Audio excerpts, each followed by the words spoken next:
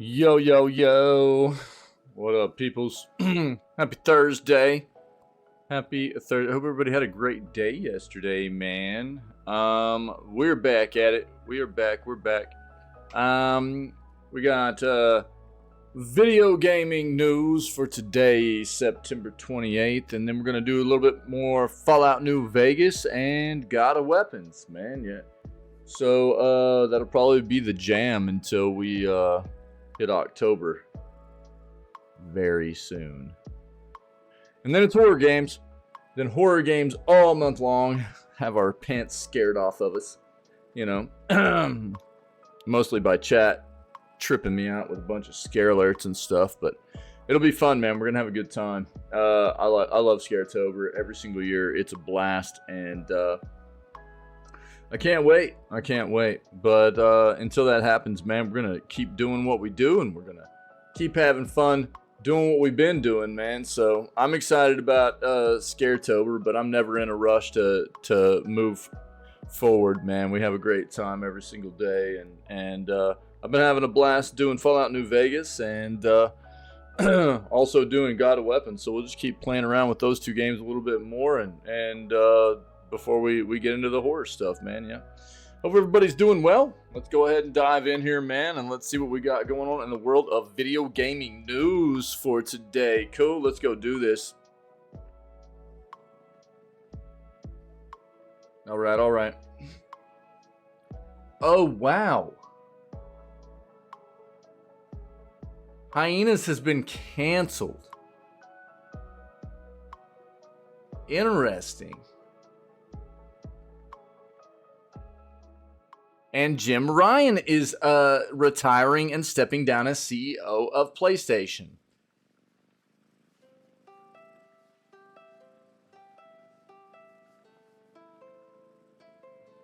Okay. Big news, man. Yeah. Here we go.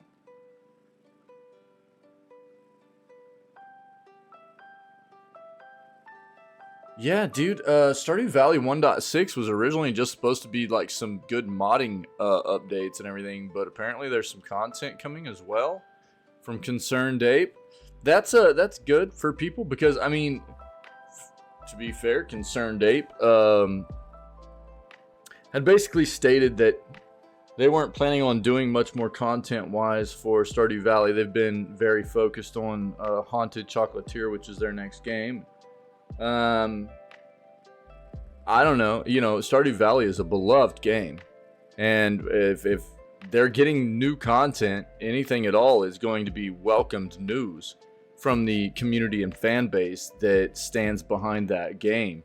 As I think that anything would be unexpected on the front of new content. So we'll see what's coming. We've known that 1.6 was coming for a while now, but we'll see exactly what that means now that they're saying that there's a little bit more content.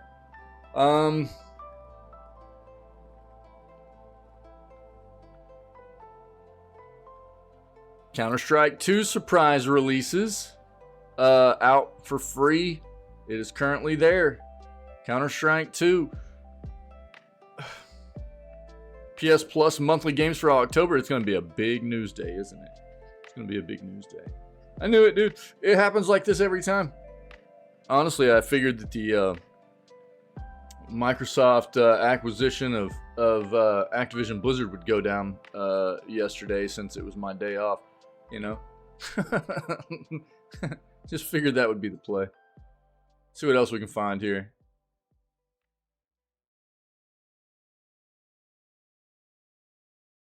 Xbox Cloud Gaming is coming to MetaQuest 3 in December.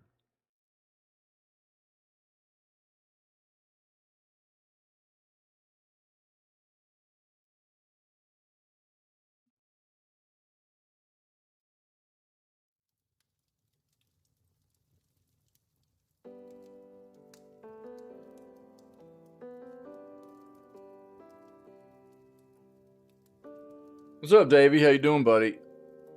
How was your day yesterday, man?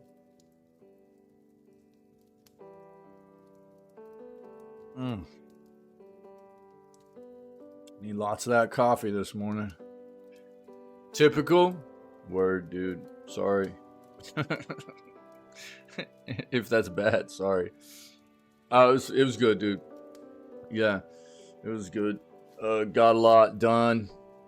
Feel like I got a lot accomplished, but it's good to be back, you know. Yeah. Thanks for asking, man. So this is an alleged leak of Far Cry 7. Wait, let me see this. Hold on. Knock it off. No flipping way. Looks like we're not doing their side anymore. Yeah. Alright.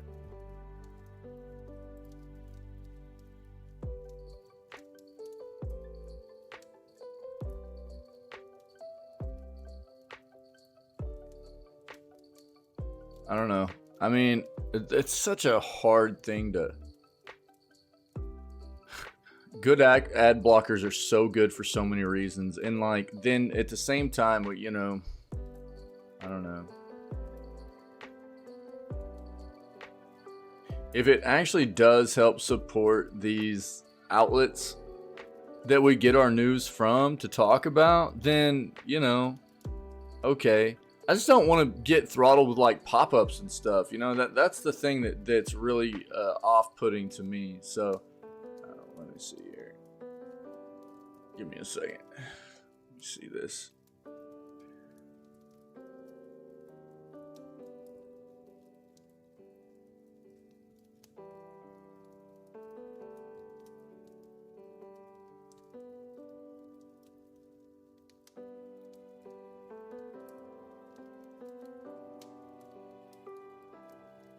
All right.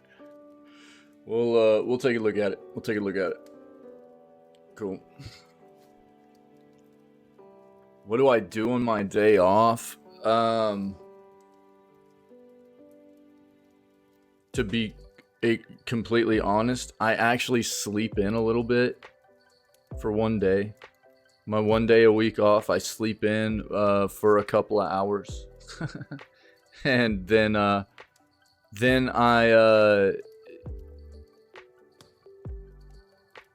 do a lot of behind the scenes work with the stream stuff if I don't have other life things going on.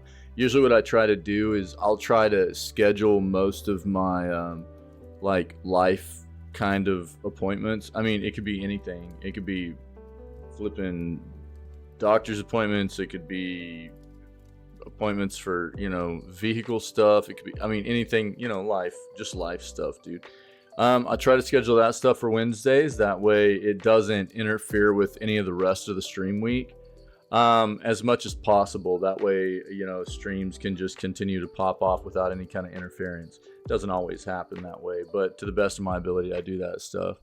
And then a lot of the rest of my Wednesdays are taken up by trying to get caught up on a lot of the other behind the scenes content stuff, dude.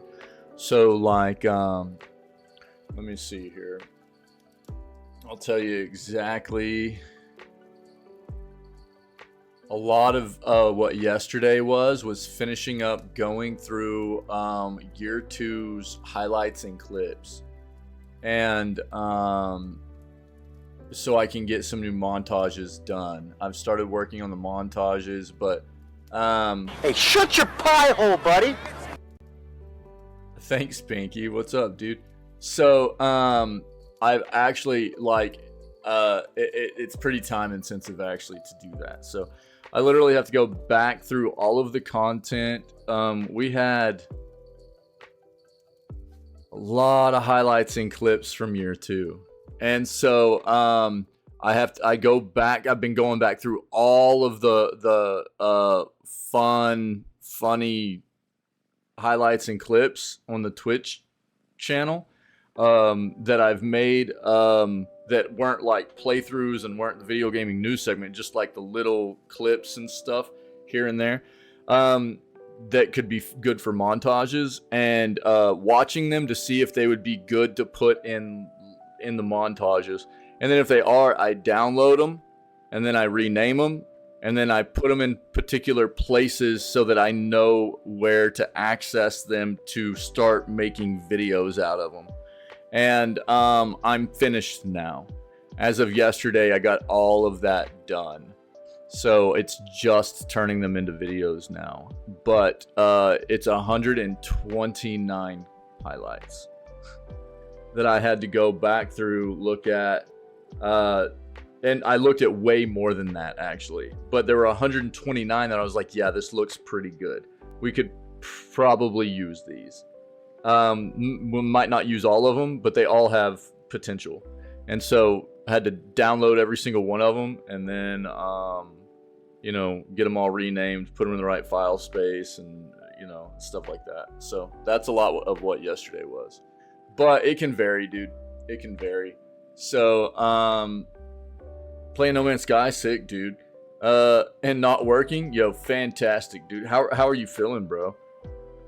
I know you said you weren't feeling very well.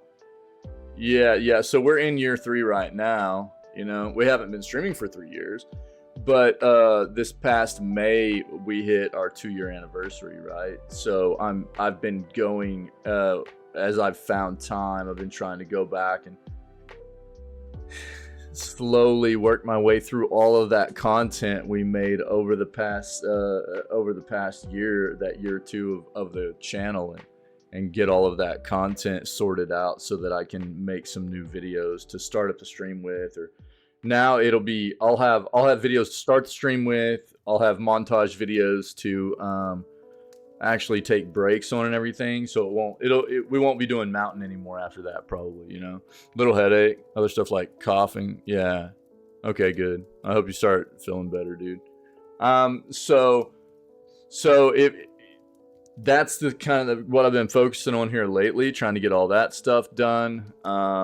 As well as, I mean, you guys have seen like some of the other stuff I've done is like the outro video, the you know, with the 3-head emote spinning and everything. That's some stuff I've done recently. I've been getting more of the content put up on YouTube. There's just always stuff that I'm doing on my days off on Wednesday to try to get caught up. I've got a lot of content, dude, that's actually on the YouTube channel you guys can't see, because it takes a lot of time to get in there and get all the details put in and stuff like that. So there's always a lot of stuff to get done, dude. So even whenever I'm not streaming on Wednesdays, most of my day is taken up working on channel stuff, dude. That's a lot of what I do. If I don't have like life appointments, man. Yeah.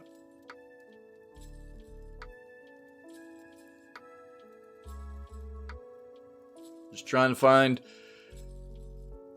new stuff to. There's always more to be done, dude. There's just always more to be done, you know, for me and what I want this place to be for all of us. That's why last night I actually I came across a pretty nice I was going through all the Divinity 2 highlights, and I found a really funny one, so I had to shoot it to Pinky last night on Discord. I was laughing. I was sitting here going through those highlights and laughing, and I had to grab the link and shoot it to Pinky.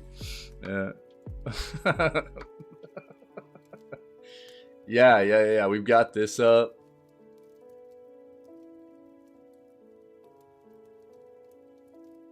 Oh, nice, dude. Nice. Is that Borderlands the original? The first one? One? Really? Oh. Wild, dude. Cool, man. Nice. Sick. Yeah. I don't have all of them. I don't have Tiny Tina's. I think I have all the rest of them, though. But I've only played 1, 2, and the pre-sequel, so yeah. But Tiny Tina's supposed to be good. I think Pinky played it not too long ago, too. Didn't you, Pinky? Or am I tripping?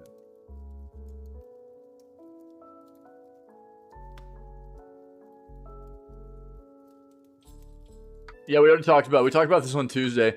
Yeah, so Phil Spencer is saying that there will never be exclusives to Game Pass. Yeah. Oh, check keyboard. Ooh. Bro.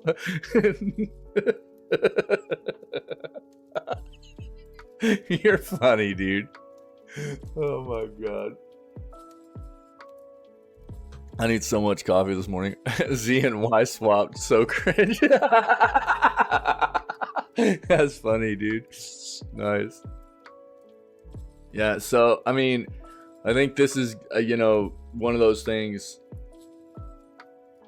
Just TLDR. Like, we talked about this in Tuesday's news segment, so you can go take a look at that if you want. We cover it in depth, but this is going to be a concern for people because obviously Xbox is quite obviously got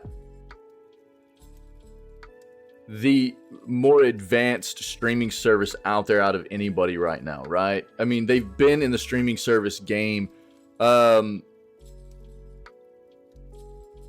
what Game Pass, is quite a bit longer than anybody else has.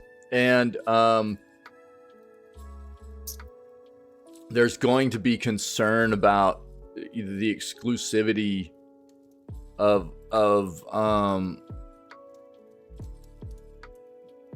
games only being on that service and not being on anything else.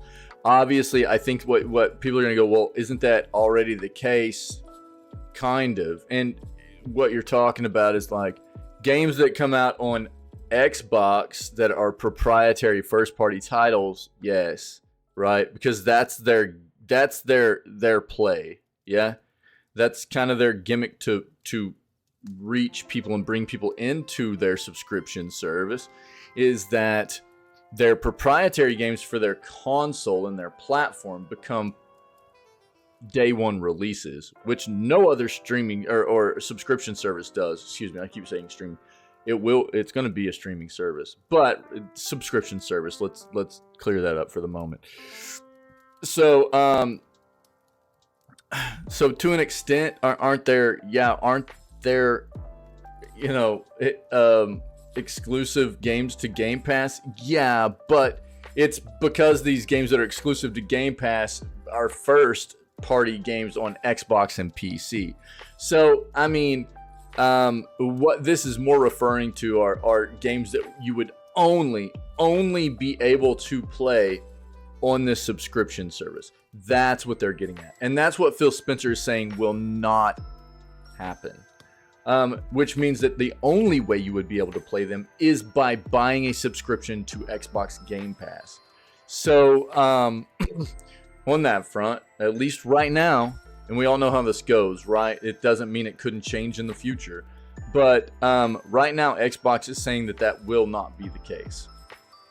We'll see how that flows for the future, But for now, it's good to hear anyways.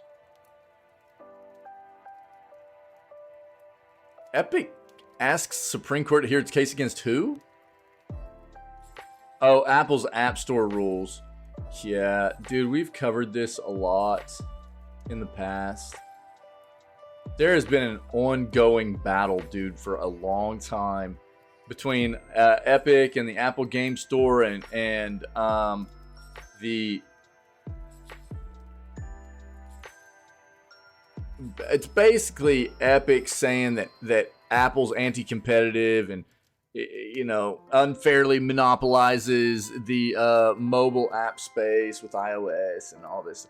We'll read about it. If you haven't heard about it, this has been ongoing for years now. But I'll read about it that way. I'm refreshed. You all, if you haven't heard about this, will have some knowledge about the situation as well, okay?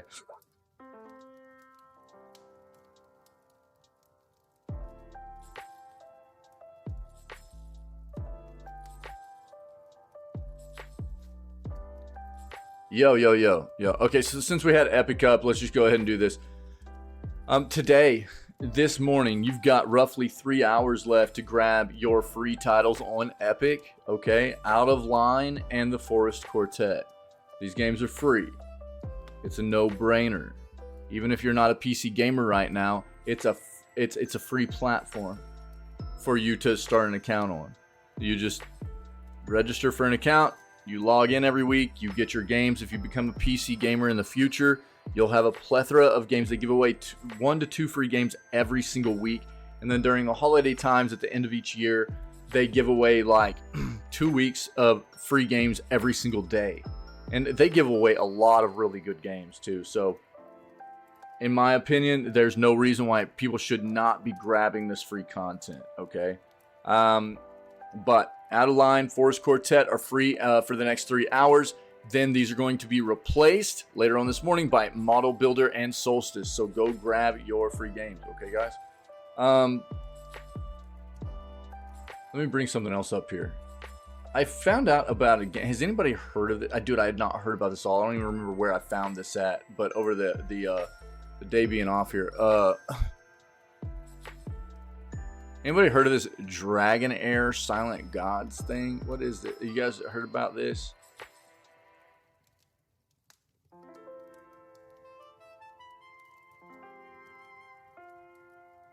Anybody heard about this game?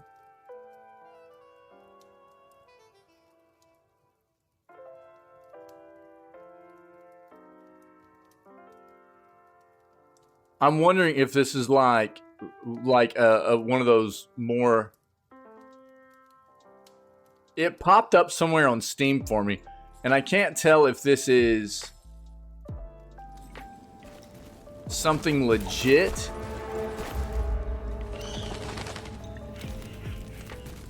or if this is going to be like some kind of mobile-esque kind of gotcha game that they're trying to make work on PC as well.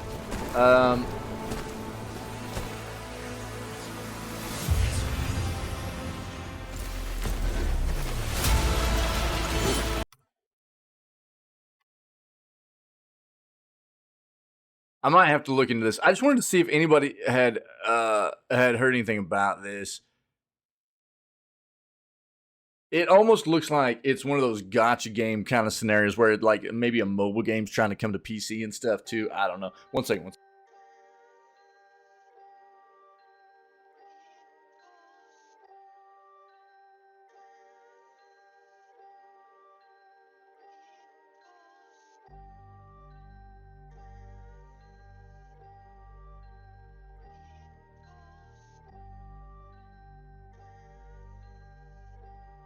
But I don't know. I'll keep. I just wait. Just want to know if anybody had heard of it. I don't know where it came up for me at. I just saw it somewhere on Steam the other day, and I was like, I don't know if this is like something legit or it gives me almost like mobile vibes a little bit, but I'll take a look. I'll keep track of it. We'll see. Davey. Notice the last couple of times when I shut the lid of my laptop, leave for work, or go to sleep, I open it after work or when I wake up, it's still on. Oh, really? It doesn't like lock the account or anything?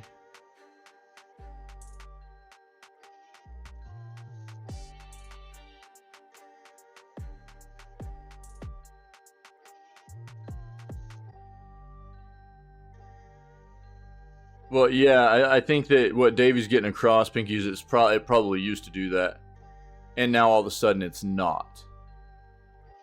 Right?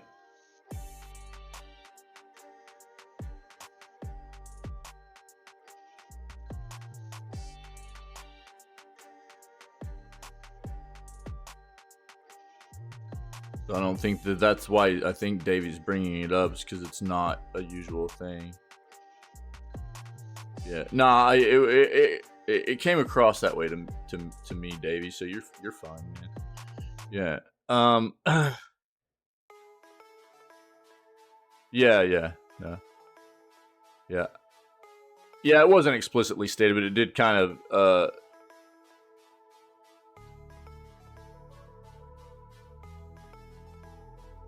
Because he just said the last couple of times that this was happening, you know what I mean? Which made me assume that it used to not be that way. But yeah. Odd, dude. I would need to probably do a little bit of research to find out why that would be happening potentially. Have you done any Google searches, dude, Davey? Start with that. Do a few Google searches for your, you know, and see what it comes up with. Like your make and model of PC, your laptop make and model, and like just do make and model, not locking account, Windows account upon sleep mode or whatever, something like that, and see what it comes up with. Yeah. And I don't know, let me know how it goes, what you come up with. We can try to assist you through it or whatever, especially like I said, Discord stuff or whatever. I can't think of the only thing I would think of is if and I can't remember off the top of my head if they're like Windows settings to, I mean, everything's usually default on that front though, to just do that, you know, unless it's just not actually, I mean, is it in fact putting your PC to sleep and everything for sure?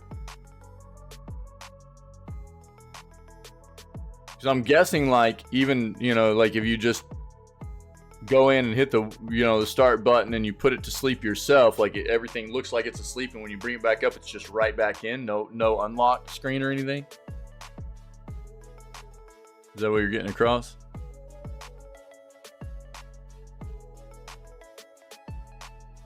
Let me know. We'll try to help you out with it, dude. We'll try to help figure it out. I haven't looked at the Windows setting for that kind of thing for a long time, dude. I'm guessing there's a way to, in Windows settings, to make it not have to do that. I don't know how those would have gotten jacked up without you explicitly going in and messing with them, but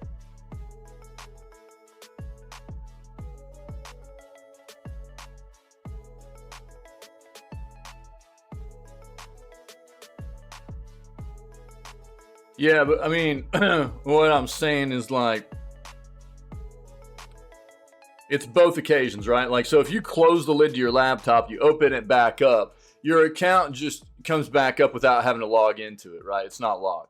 Same thing. If you leave the screen up and you go and just put the computer to sleep, that's what you're getting across to me, right? If you just put the computer to sleep and the screen goes dark or whatever, right? No matter how you wake it up, whether you hit the power button or whatever, right? Same thing, right? Yeah, there's usually, yeah, Pinky right there is going to have you probably look at some stuff. The power and sleep stuff is something you'll probably need to take a look at, yeah. Something could have gotten wonky in those settings. I haven't been in there and looked at those in quite a while, but most of those settings make it to where your computer doesn't go away from locking the account out. But, or they didn't used to anyways, but we'll figure it out with you, buddy, yeah. Yeah. Like I said, don't be afraid to reach out in Discord too. There's a ton of people around here with tech knowledge, and we can help you work through it, dude.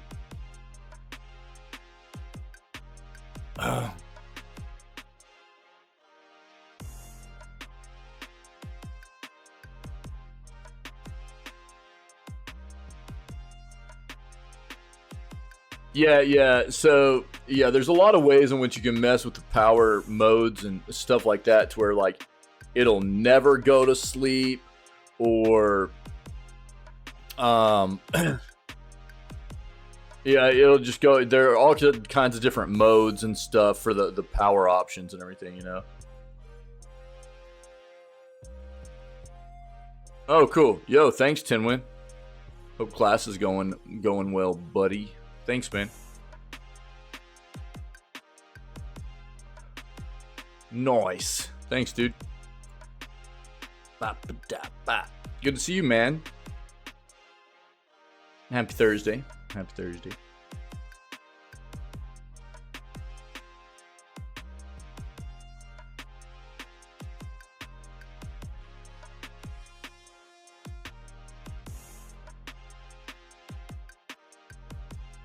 right, let's look at our other search real quick.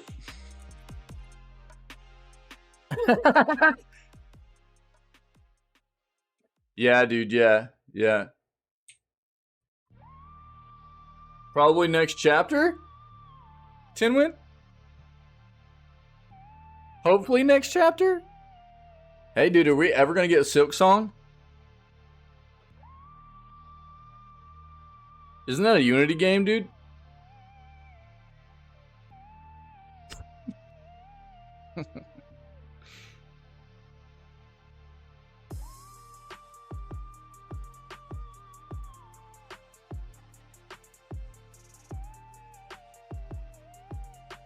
Feels bad, man. We all want Silk Song. Silk Song's a myth at this point, dog.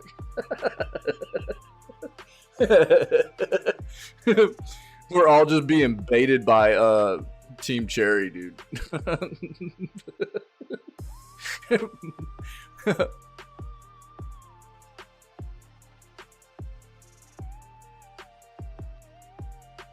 Thanks for the dev stuff, dude, for V Rising. I appreciate it, man.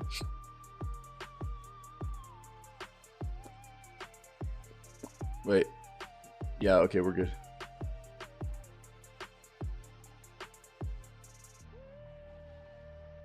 Yeah, this is some crap, dude. Now Amazon Prime Video is gonna have ads too. So gross, dude.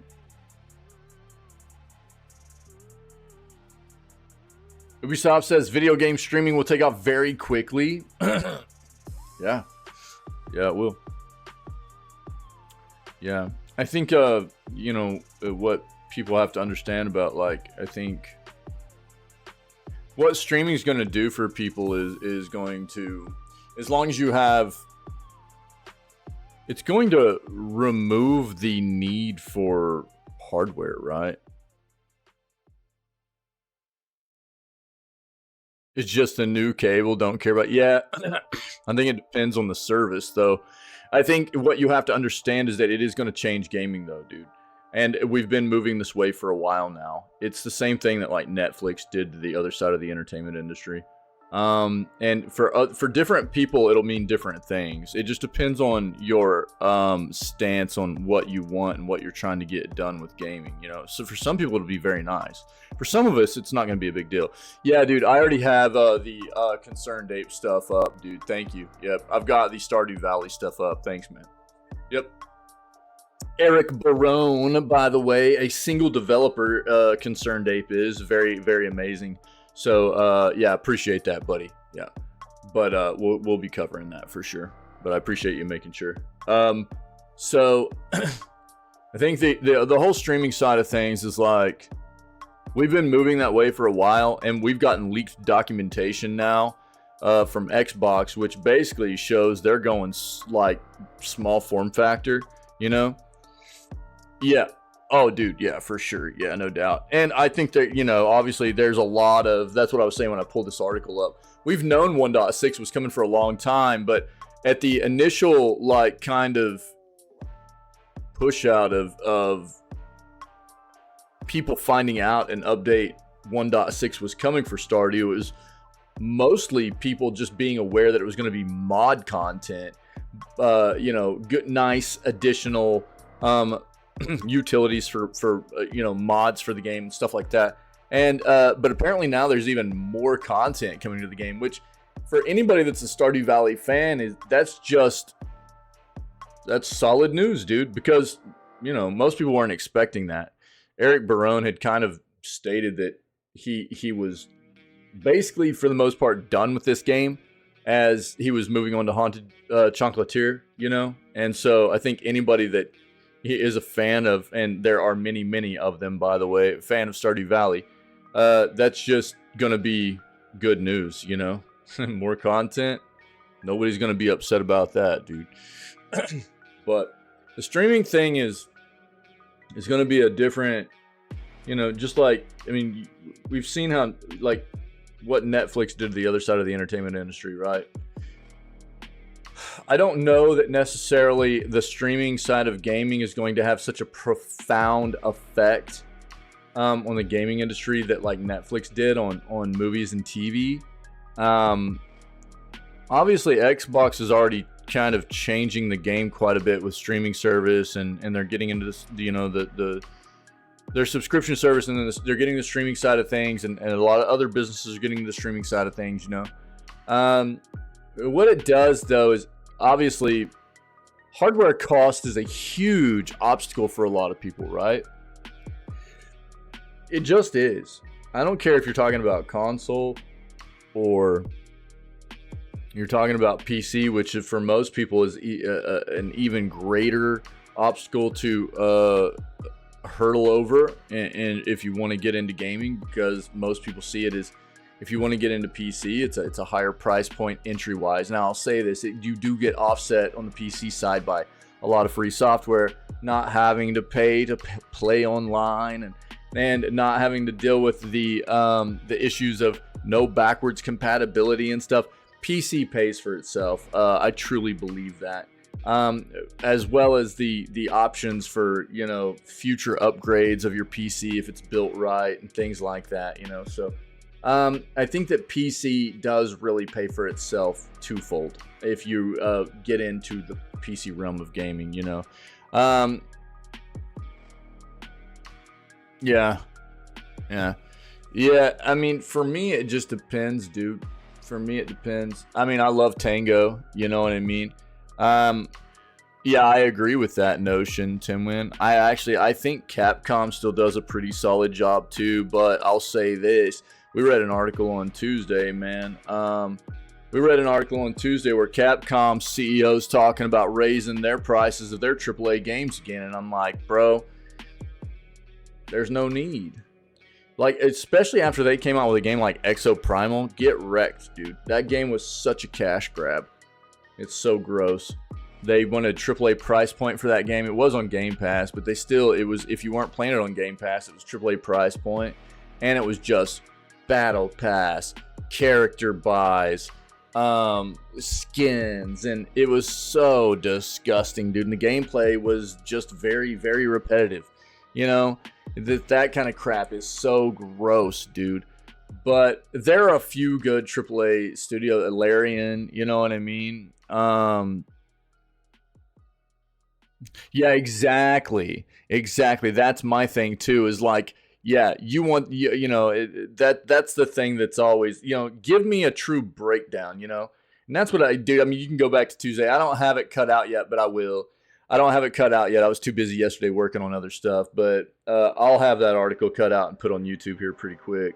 And it's like, okay, yeah, you want to talk about the price of making games is increasing, but that's basically what I related it to too, man. It's like, okay, so you want to talk about how expensive it is to make a game, and all these AAA development studios want to talk about how expensive it is to make a game, but at least half the time when these AAA studios make a game, it's total balls. They're dumpster fires. They're trash.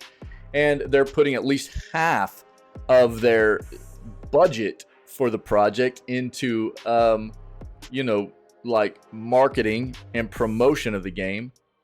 And then the game comes out and it plays terrible, or it's lacking in content. And it's like, well, why did you not put more into the development side? And then they're like, well, you got to use the hype machine, you got to hype people. And it's like, no, you're trying to scum people over, We've seen, here's the thing. And I even brought this up in that segment. It was like, look at Hi-Fi Rush, I understand that there is a thing in this business, the entertainment industry, it does pay off quite often for the promotion of the games and stuff, right? Exactly, dude. That's what I brought up too. Hi-Fi Rush, AAA developer, $30 price point, shadow dropped. You know how it got so flippin' popular? Because the game was a banger and everybody told each other about it. They didn't need to put a ton of money into their flippin' promotional marketing side of it, because if your products are good enough, people will spread the word. You know what I'm saying? That's why it's like, okay, so all these other AAA studios, and look, there are still good ones out there. Tango's great, dude. I really think that Capcom, you know, I'd been touting them as a good one, but dude, the Exo Primal really has turned my head away from them a lot. You know, Larian killed it, dude. Larian nailed it with, you know, these are just some recent ones. There are other good ones out there, but there are a lot of bad ones too, dude. There are a lot of bad ones. You know, I think From Software is a good company. But I think they've had and let me finish it. I think they've had issues with some releases, especially PC side. But they are changing my mind with the release of Armored Core. Armored Core apparently was a very, very solid play across all platforms. And that's what I want to see as progression, right? FromSoft, dude, I agree. And then I'll even say this, dude. Let me link you this. I was really impressed to see this. You guys know that I rip on this flipping company all the time. And you've heard me talk about this all the time too. And it was actually kind of wild to see CDPR come out and admit to some of the stuff that I had really been calling them out on. So I came across an article over the past week that was CDPR admitting to committing the same exact mistakes and trying to get away with the same exact mistakes they made in The Witcher 3 with Cyberpunk. And it bit them in the ass. Look, man, this is one of the first steps for me in a development studio rectifying problems. Admitting your mistakes, being vocal about it, talking to the community about it, saying we screwed up, we know where we screwed up, we're going to try to do better. That's all I need, dude. That's a great first step for me. So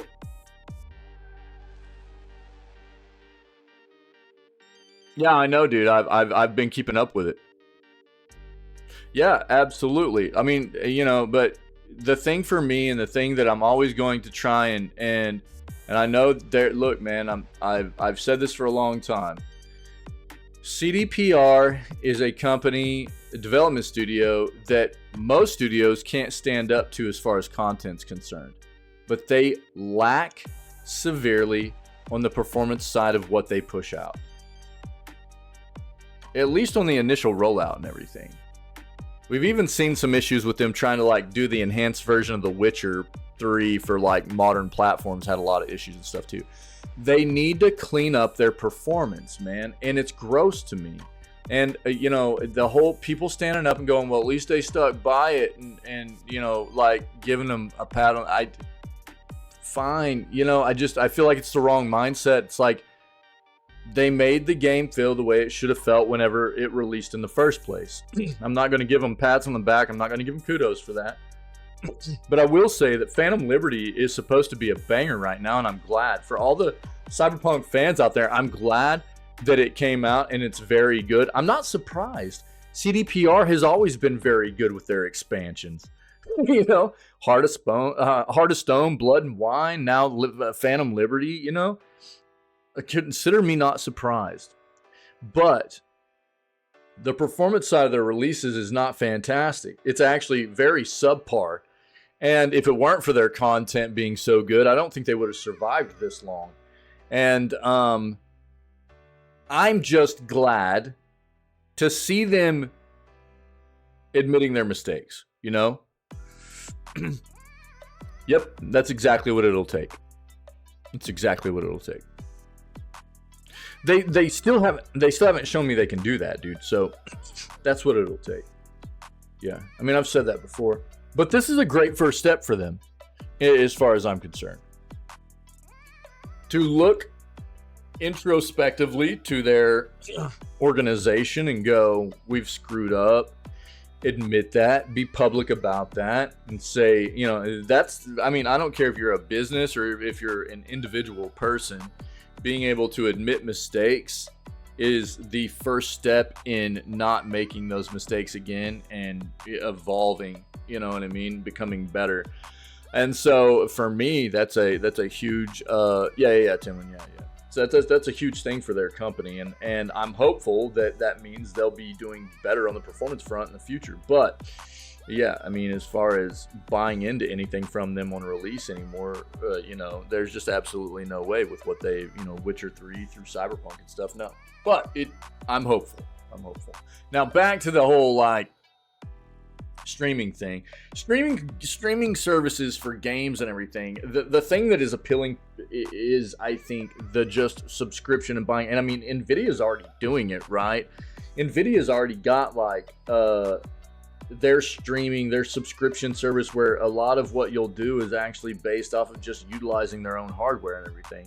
And this is what a lot of companies are going to. Xbox obviously is going small form factor.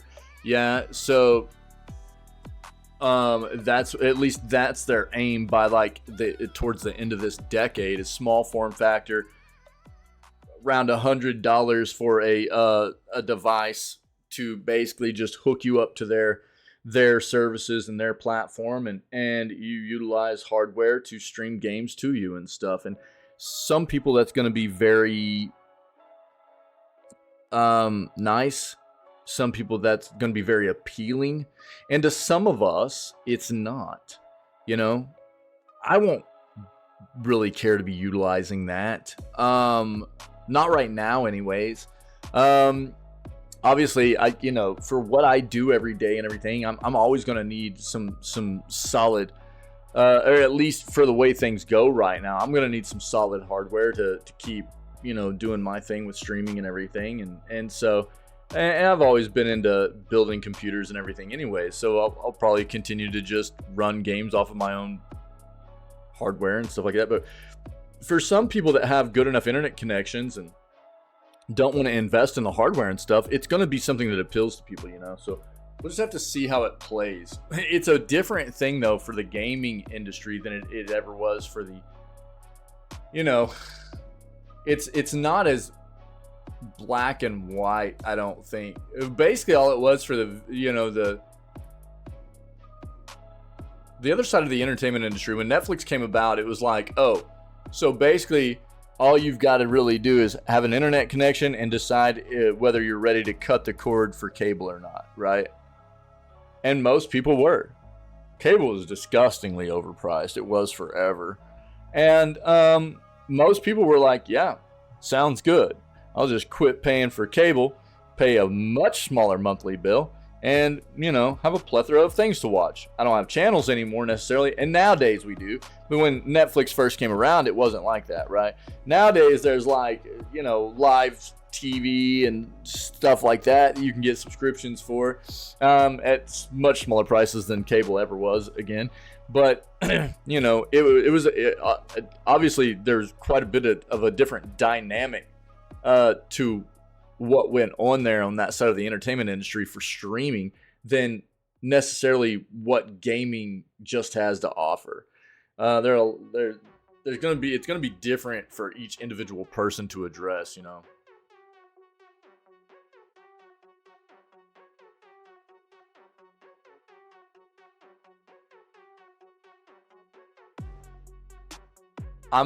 We've got this Jim Ryan thing up. Honestly, I've felt like it's been time for Jim Ryan to step down for a minute. They need somebody like Phil Spencer, dude.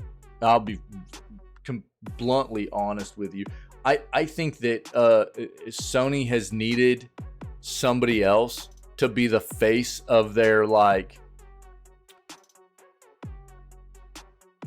PlayStation brand that gives the Phil Spencer vibes. Somebody that's good at business but is also a gamer. If they just throw a business dude in there, it's whatever. He's going to be forgettable. He'll be a name.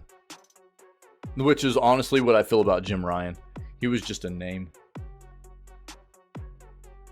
I'm sure he was a great businessman for them or whatever, but he wasn't ever anything what Phil Spencer has been for Xbox. I don't think that. And I think a lot of it has to do with being a true gamer at heart. because you get that vibe from Phil Spencer, and I think Sony needs that now more than ever.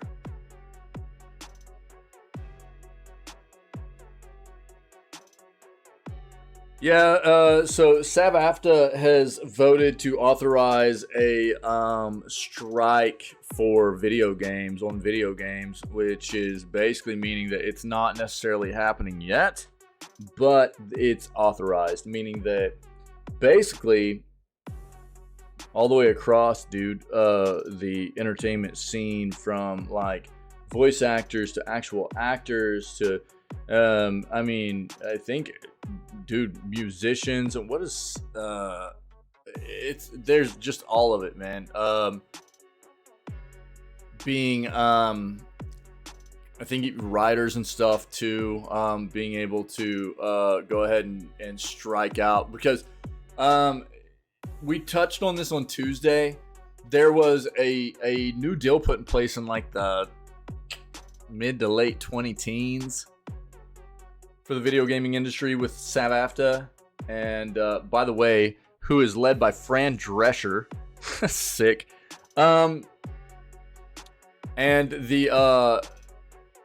the deal lapsed in, I think, like 2020, 2021, and then it got extended a little bit, and now they're trying to renegotiate and everything. If the negotiations go well, a strike won't happen. If they don't go well, then a strike's going to be impending here, and we'll just have to keep track and see what happens. All right.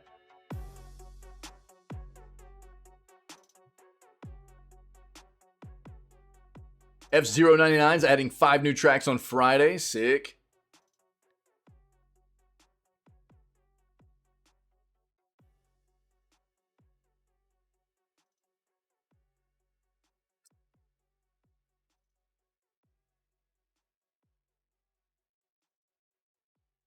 We came across a very Twisted Metal kind of game, not just like over the past week. It looks sick on Steam, dude. What was the name of this? Check this out.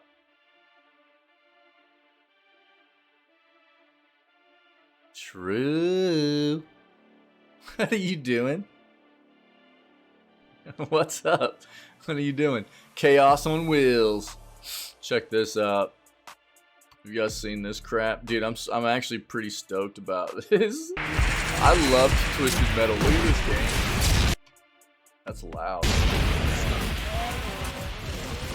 Look at this flipping game. But the cars are like customizable and stuff, dude. Dude, that cow got wrecked.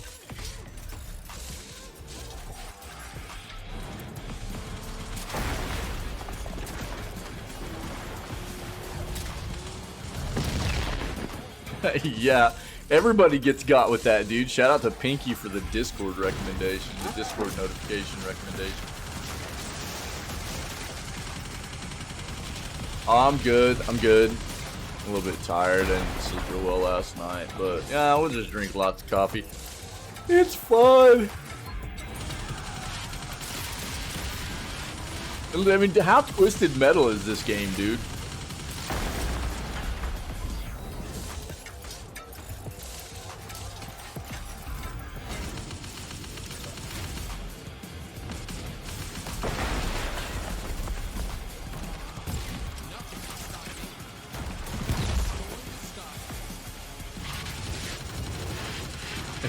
Yeah. I need a liter of coffee.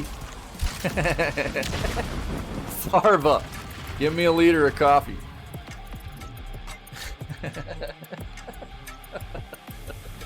Farva, yeah, yeah.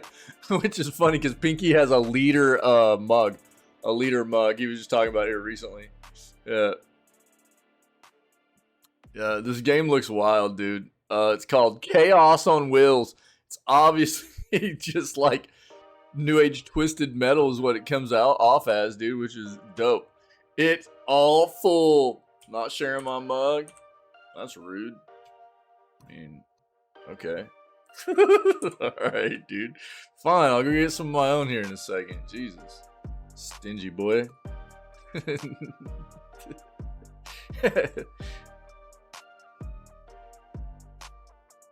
Why are video games so expensive? Because CEOs get paid too much. That's true. That's true. True. True. Yeah. Unpopular opinion. Capcom boss believes video game prices need to be raised. Yeah, we touched on this on Tuesday. I was just talking about this. I'll have this article up on YouTube soon. This is pretty disgusting, actually. You know, here's the thing: if Capcom really feels like this is what I need to see, because everything that I know about the industry, and I'm not internal to this company, so if they have a true feeling that game prices need to rise, they need to show us explicitly why. Break it down for us. Show us your numbers. You know what I mean? Show us exactly why prices need to rise. And with that as well, show me exactly what all your brass are making. You know what I mean? How much are you putting into the development of all your games? Show me where you're putting all your profit at. And also show me how much all of your top brass in your company are making. And then tell me why your prices still need to raise. You know? Yeah, Pinky, yeah. So this is where, that's what I need. You want to talk about inflation. You want to talk about game prices need to rise whenever these companies continue to do the scummiest stuff of, you know, monetization, just polluting games with monetization. Come on, man. I'll believe it when you can prove to me that you're tanking, even though you're you know, having very good business practices and investing your money the right way, you know, that you're making off your games. Yeah, Capcom's being pretty bad, in my opinion. True, yeah. We covered it on Tuesday. We covered that article in depth, so I don't have that article cut out for the YouTube channel yet, but it will be soon. Yeah, we've got this. They'd been hyping this game up too. We've got this up though. We'll talk about that. Hyenas got canceled by Sega. We knew this was coming. Yep. And PC. Cool. Next year for PC. Okay, we'll take a look at it. So it's not hitting PS5 and PC at the same time.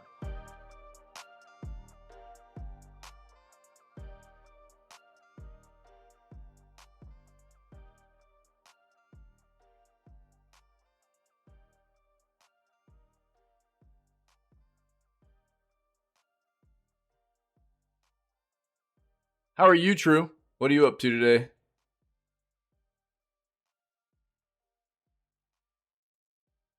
Looks like Netflix is, excuse me, getting a Devil May Cry and Tomb Raider anime series. So we'll have that to look forward to. Hopefully they're good.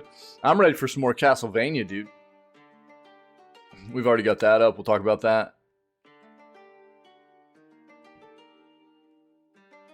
All right, here we go. Okay, so let me address this real quick. Bro. This article says online gaming, just another platform for bullies. The entire realm of what is online, the World Wide Web, any kind of online community, whatever, there is toxicity, there's going to be bullying. That's just the same way with life. It's, I think, to a higher extent in a realm like this that has a lot of inherent anonymity behind it. Obviously, you know, that people think they can get away with more because of that. So there's more of that kind of thing. But, you know, to an extent, people need to understand that,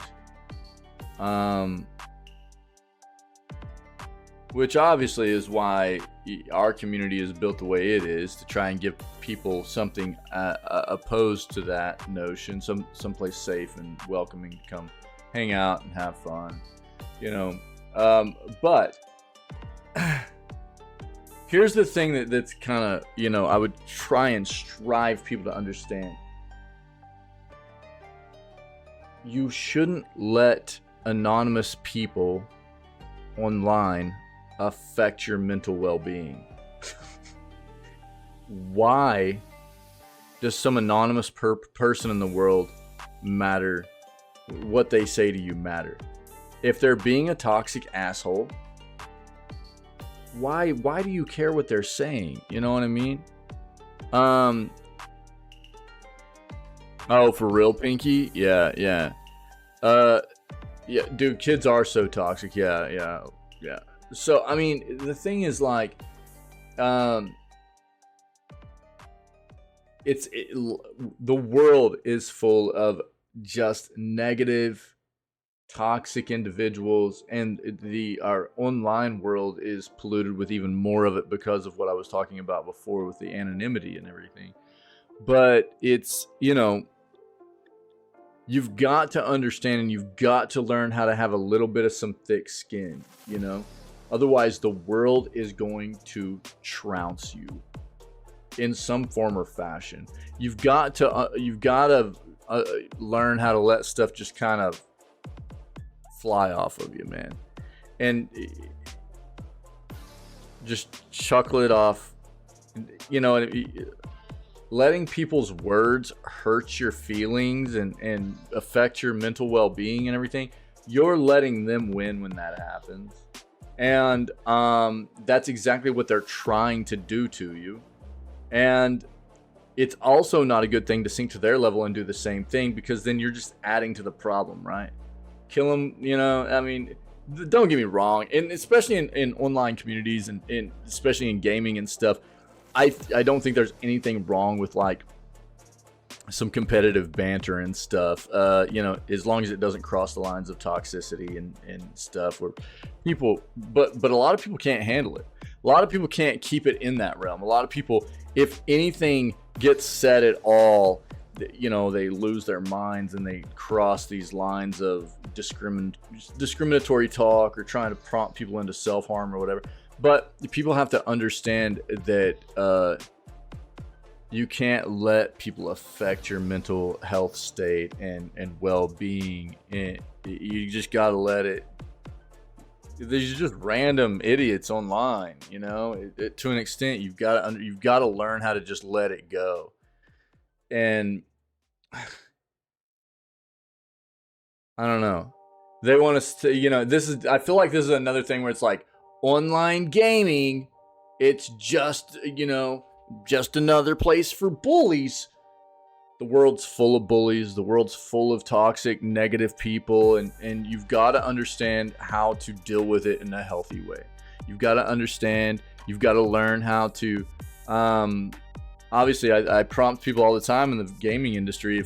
If it's a toxic, unacceptable behavior, report them.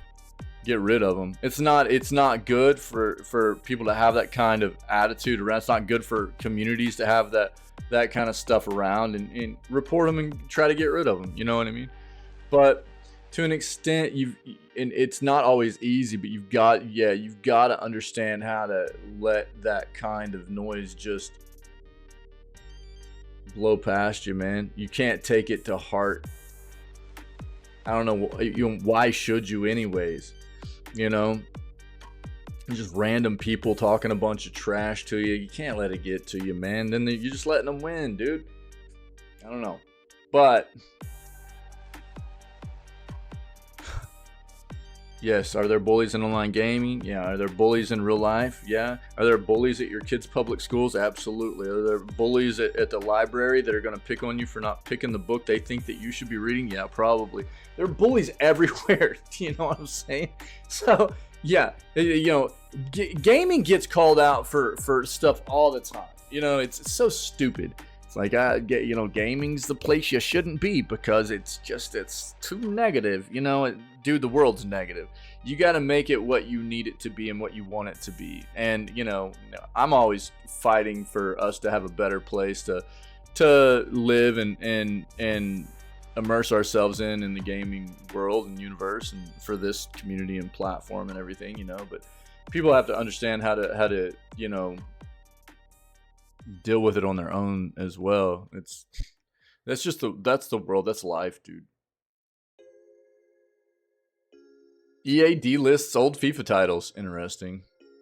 Use the old rubber and glue. Same, yeah. They thought it was funny at first. Yeah. I think. One of the well, I've really tried to we've tried to instill in our kids too that it's like you don't worry about what other people think about you. You're unique, and you're amazing. Being the people you are. You just if people are going to treat you anything different than the way you should be treated for being the amazing people you are, then you don't need to be around them, or you just kill people with kindness. If they don't want your kindness, then that's their loss. And and my kids have really done very well with that kind of stuff.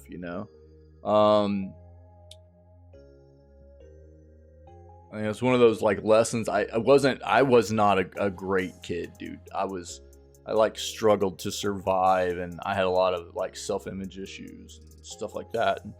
And I didn't treat a lot of people the way I should have, probably, and I didn't stick up for a lot of people the way I should have. I know that for a fact. And looking back on it, I don't want my kids to look back and feel the same way, Ferret. What's up, dude? So, I think it's been one of those lessons in life for me that I'm trying to instill some better values and mindsets for my kids as they move forward than maybe I had whenever I was younger, hopefully anyways.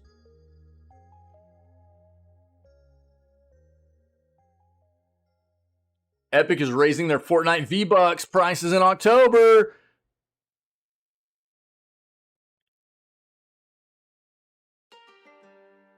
Yeah, public school is brutal. Yeah.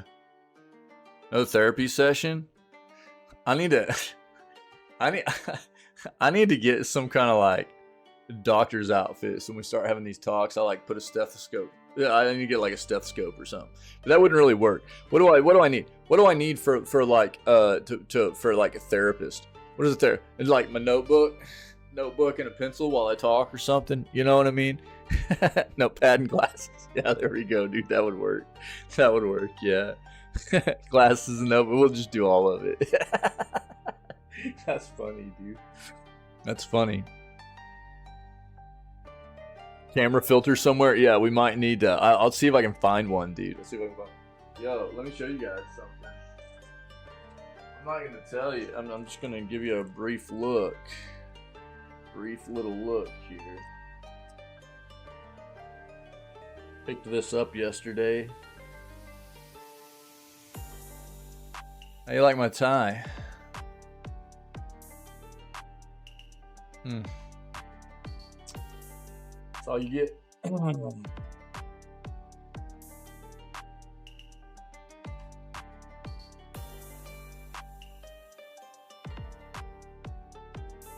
All you get. God dang, I didn't know I was all cry-faced, dude. That was scary. Jesus, Ferret. I was pretty psyched about this. I found this at a thrift store yesterday. Yeah. Trying to see what I can get done. Yeah, I saw it and I was like, oh, I think that might work pretty well. Yeah, I think the colors are good. So we'll see how it plays out. Slowly but surely coming up with the what I need. Yeah, we've got this up.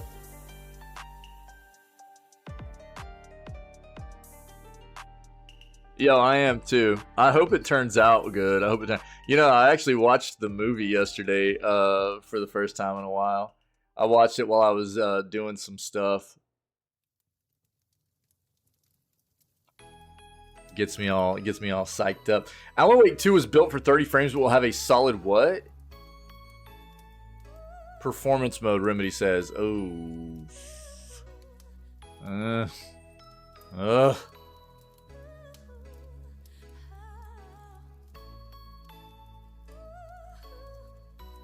All right, let's see with this. We got many articles here. Yeah, I'll have to try to find like a therapist filter for the stream. That would be a good one.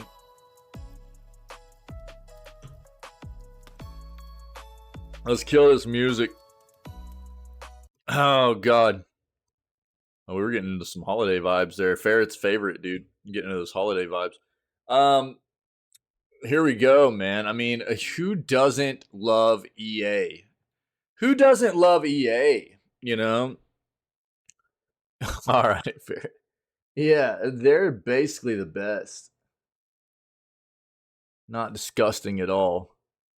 /S if you couldn't tell. EA delists old FIFA titles. Ferret. Ahead of its new soccer games debut. Titles with the Federation's branding, including the most recent FIFA 23, are no longer available for purchase on the digital gaming storefronts. Okay. Yeah. Because they no longer have they're no longer collaborating. They're no longer in a contract with FIFA, right? So, EA has delisted all prior FIFA games from major storefronts, including Epic Games, Steam, Switch, Xbox, and PS5. The titles up to and including FIFA 23 are no longer available for purchase. The move, which was first spotted by analyst Moro NL, comes just 2 days before the upcoming EA Sports FC 24 is set to release. Content is not totally lost. FIFA 23 is still technically available to EA Play subscribers through its collection of legacy titles, known as The Playlist. Some DLC packs are also still available for purchase, per Kotaku's reporting. FC 24 will be the first iteration of EA's annual soccer video game to lack the FIFA branding and still lack quality gaming content. Soccer fans got their first glimpse of gameplay during a live-streamed event earlier this summer.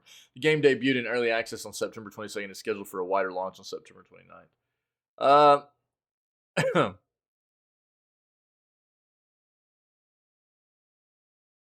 Yeah, EA officially parted ways with FIFA last year after CEO Andrew Wilson indicated he was dissatisfied with the partnership in a leaked internal meeting.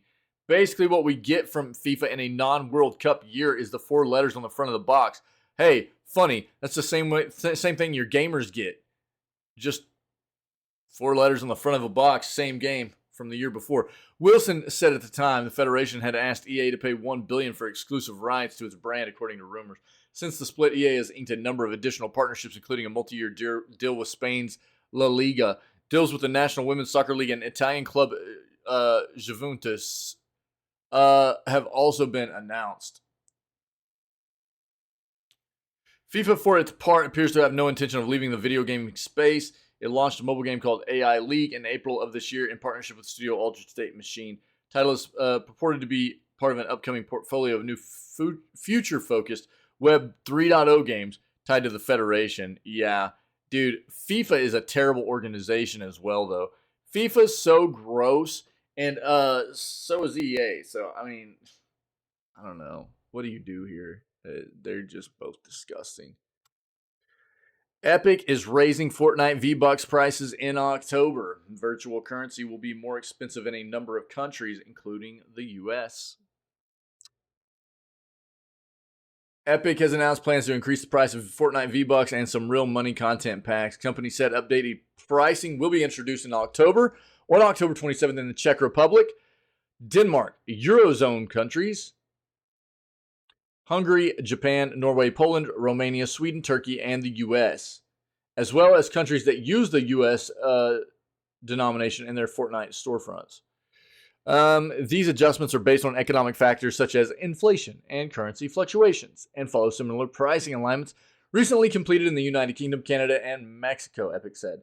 Pricing changes in the US will include 1,000 V-Bucks will go up by $1, 2,800 V-Bucks will go up by $3, 5,000 V-Bucks will go up by $5, and 13,500 V-Bucks will go up by $10. Epic said Fortnite crew subscription pricing won't be impacted by these changes. An influential former Marvel executive who also helped design God of War's iconic protagonist Kratos was this month appointed as Epic Games' new chief creative officer. Charlie Wynn took on the role previously held by Donald Mustard, one of the driving forces behind the hugely successful Fortnite, who will be leaving Epic this month after almost 25 years with the company. Congrats on retirement, I hope. A little bit concerning here. We're playing this at the end of next month. Actually, dude, like a month from now. The 27th, I think, of October is when this releases. We'll be playing it on release, and it better be good. Remedy. Alan Wake 2 was built for 30 frames per second. Why?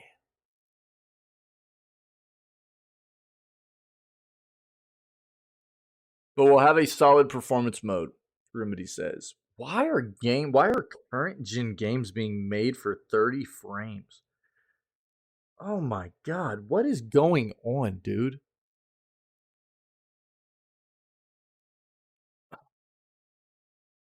Console version of Alan Wake 2 will have a performance mode with an increased frame rate, despite originally being designed to run at 30 frames per second. Remedy's communications director, Thomas Pua, explained on Twitter that while the game is intended to be a 30 frames per second experience, there will be an option to increase the frame rate. Are we, like, going backwards in time or something?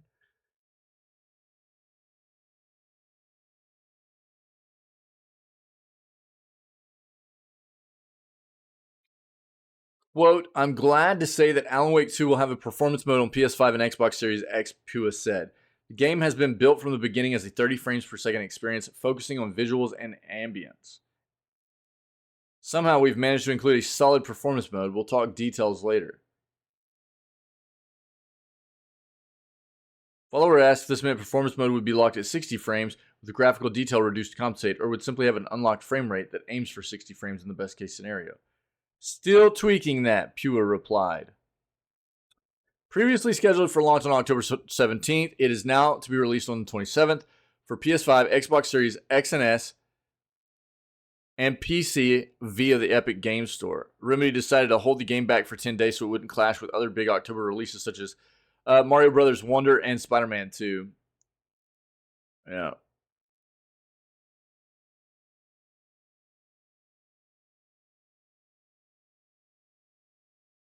Link with the prices. Yeah. What is this selling for, dude, on release? Where's Alan Wake at, dude?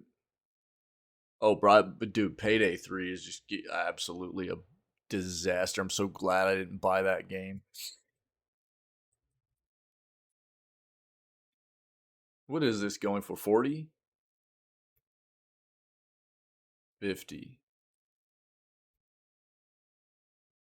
And of course, they've got a $70 version.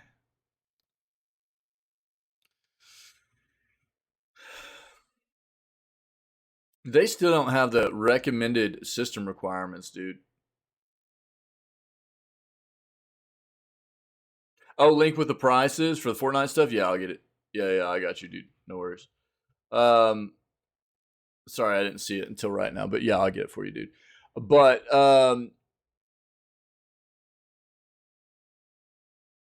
why are all these modern games being made at 30 frame rate locks, dude? What can somebody explain what the crap is going on? I'll get you that article. I'm having a hard time, dude. I'm having a hard time understanding, like, it's not like the PS5 and the Xbox.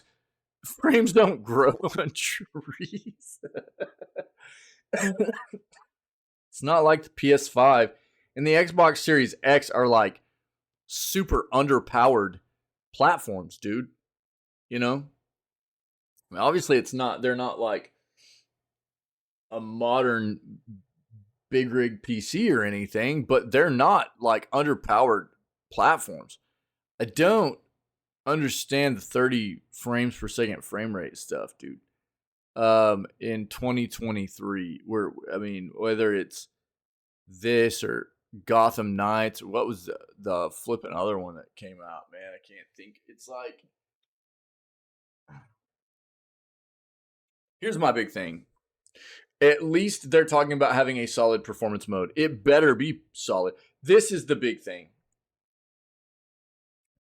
I think that a lot of these studios have too much of a concern for visual fidelity, where they get so caught up in it that even the genre of games, and Alan Wake 2 might be okay at 30 frames, but every single game that's made nowadays, in my opinion, you should have the option of playing the game at really the baseline should be 60.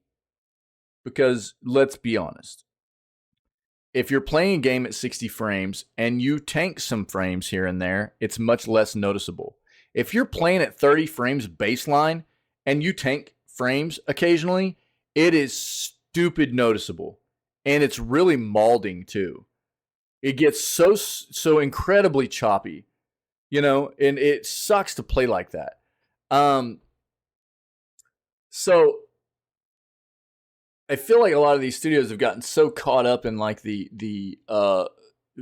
you know, it's gotta look so good, but we can only make it look this good at 30 frames. You know, whatever. But you should be giving people the option of some different visual settings. For the people out there like myself, that I would rather the game look a little bit, maybe even scuffier, if that's what you want to call it, a little bit dumbed down visually, and give me the higher frames. That's what I want. I want the frames. I want the smoothness. I want the gameplay to be very, very nice and seamless. I don't want the stutter. I don't want the stupid flipping frame drop crap just because the game's trying to look as good as flipping possible. That's going to ruin the experience for me. Whatever. You want to give people that visual experience that are really looking for that, fine.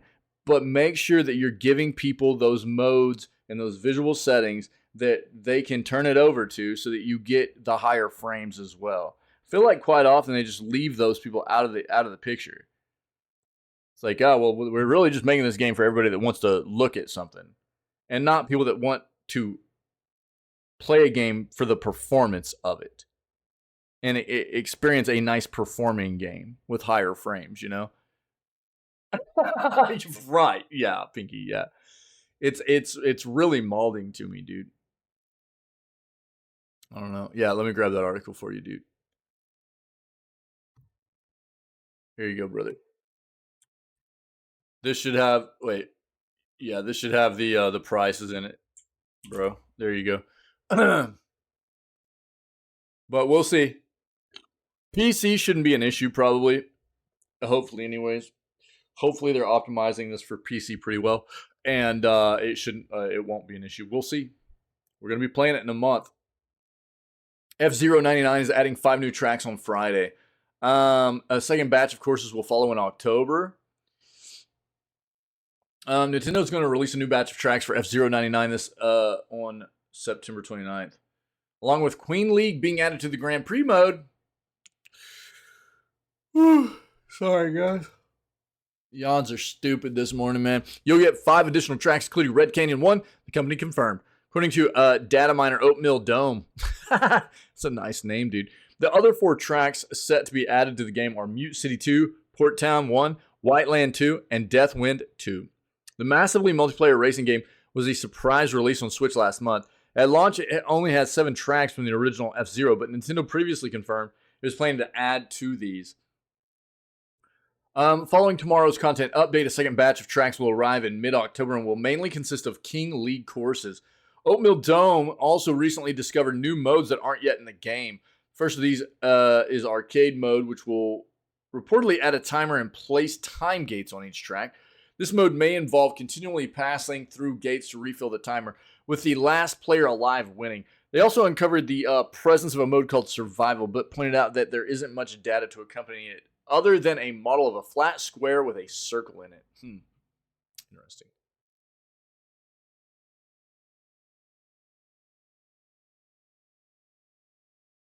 Wait, what?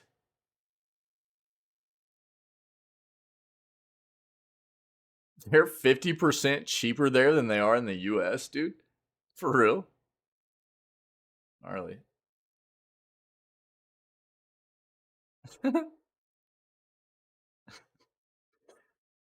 Unacceptable!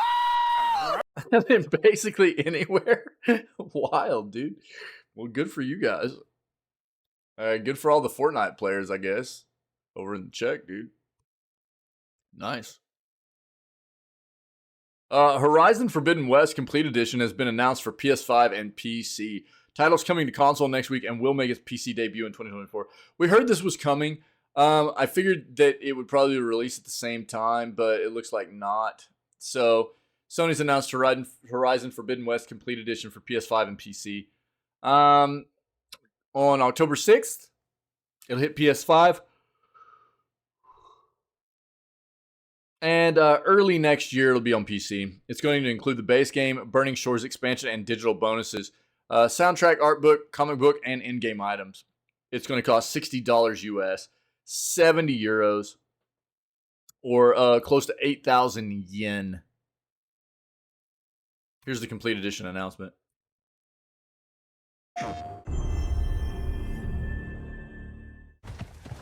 The world almost ended. That threat still exists. I must find a way to stop it. And the answer is somewhere out in the Forbidden West.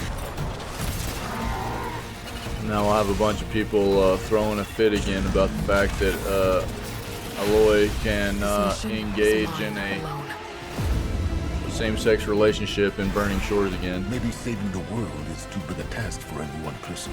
So one of our YouTube articles will come back into prominence. Yes!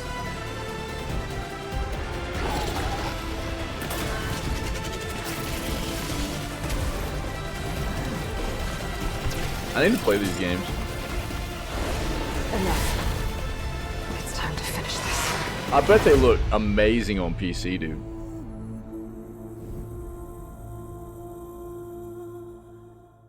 PlayStation.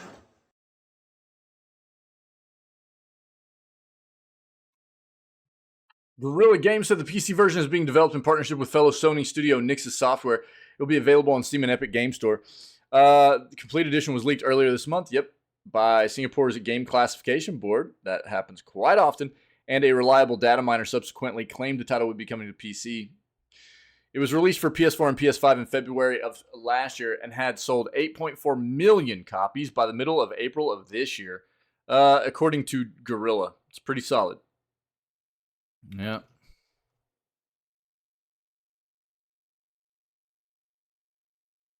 Yeah, Guerrilla is currently working on an online project set in the Horizon universe. Has also promised more epic solo adventures starring Aloy. Yeah, we knew that too. Yeah. So they've got a Horizon multiplayer game they're working on, and it's already been confirmed. Basically, they're doing a third one of these as well. So, here you go. We've talked about this in length prior, but it's been a while since we kind of came across this topic.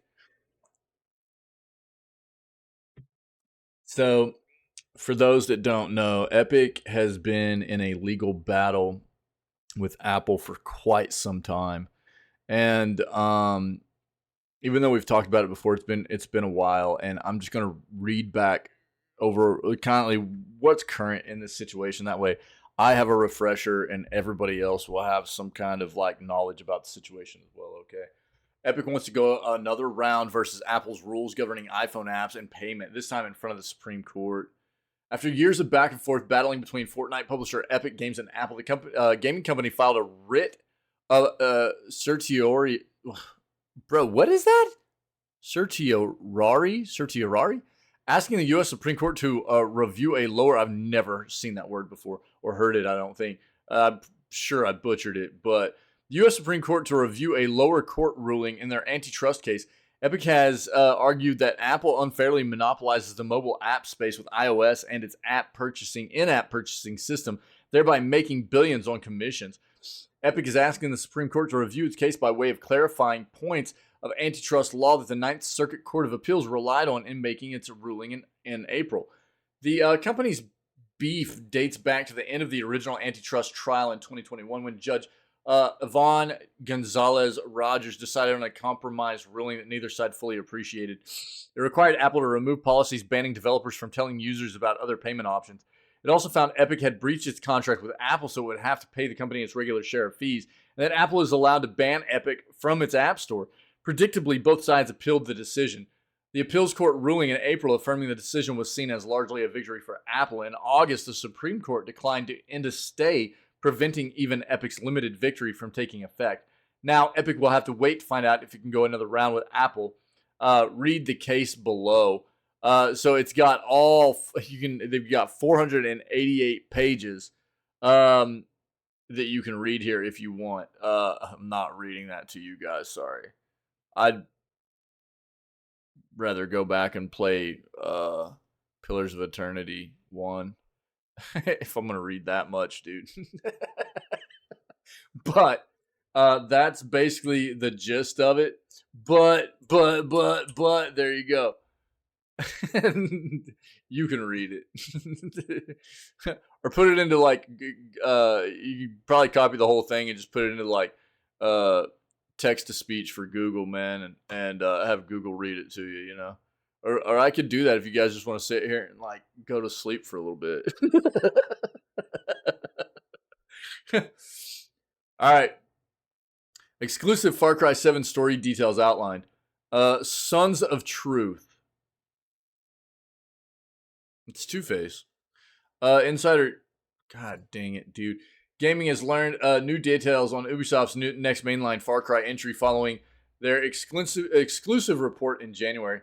Next game, which we'll refer to as Far Cry 7 and is internally known as Project Blackbird, scheduled to be released in fall of 2025. Game will be developed by Ubisoft Montreal and will move away from the Dunia engine to Snowdrop. An alleged leak of Far Cry 7 surfaced earlier this year, suggesting the game will be dubbed Far Cry Rise and will take place on a fictitious tropical island called Kimsan, which can be found in the Yellow Sea next to Korea. Insider Gaming was told by its sources this leak is entirely inaccurate, so we won't be diving into more pieces of information from this rumor. Speaking with sources, it's understood that the next entry in the series will be a non-linear story, with the story being centered around rescuing the player's kidnapped family. It was said the game's plot revolves around a wealthy family that has been kidnapped by a conspiracy group currently called the Sons of Truth, while exact finite details are subject to change due to the game's stage of development. Yeah, like at least 2 years off, around 2 years off. It was said the premise of the campaign is for the player to rescue the entire family within a specific time frame. Currently, the current in-game timer stands at 72 hours or 24 hours in real time. But the timer can be paused when the player enters one of their safe houses, it was said. Far Cry 7's non-linear story means the family members do not need to be rescued in order, and some family members can be killed, which has an impact on the story. While details are still a little murky, it's understood that the goal is to take down the Sons of Truth, and in order to complete the game 100%, you'll need to rescue all of your family members safely. To find your family members, it was said that Far Cry 7 introduces a new interrogation mechanic to the game, which doesn't necessarily mean you'll get the information you need from the enemy. Sometimes the enemy will give up the information, sometimes they'll lie, stay quiet, or even sometimes escape, it was said.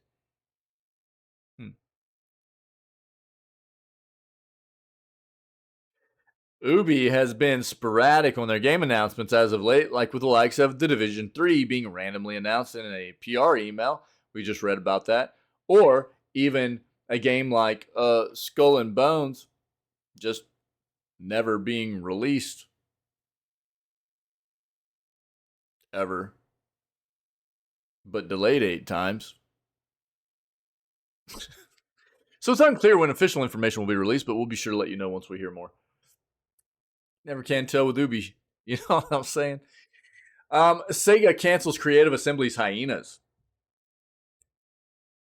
Sega has canceled Hyenas, the multiplayer extraction shooter in development at UK studio Creative Assembly. Issuing a warning to investors that it will record a loss for the financial year, Sega said profitability has been lowered mainly in European bases As a result, it has implemented structural reforms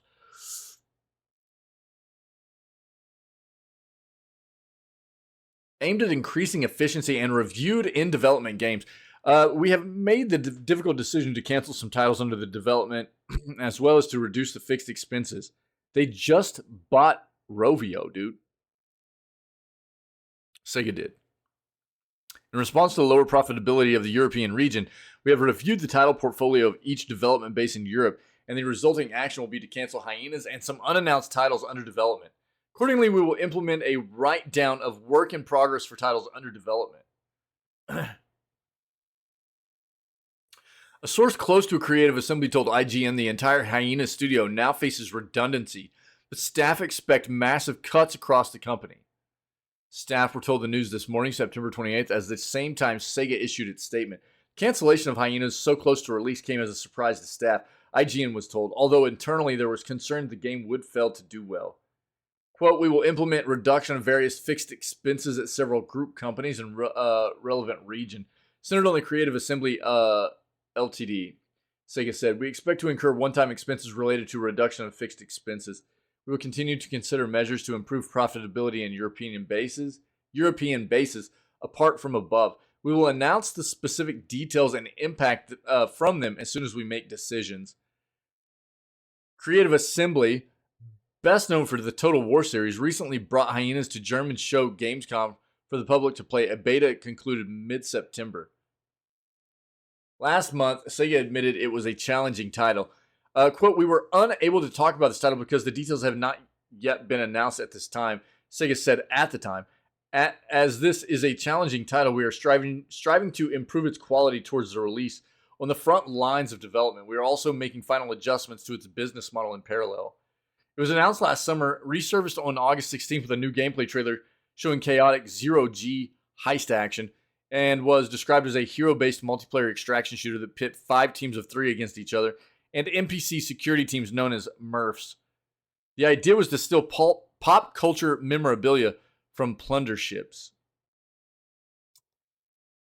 While Creative Assembly had previously indicated Hyenas was not free to play, Sega's mention of final adjustments to the business model suggested this might have changed. Sega issued IGN the following statement last month.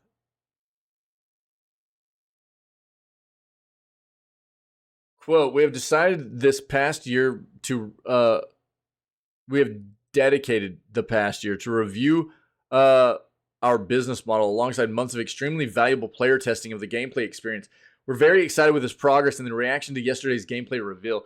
We will build on foundation with our closed beta test beginning 31 August. Use this insight to finalize our plans for launch. And they just canceled it, dude. Yes, I am. Everybody in chat's older than 17, right? You don't have to answer that.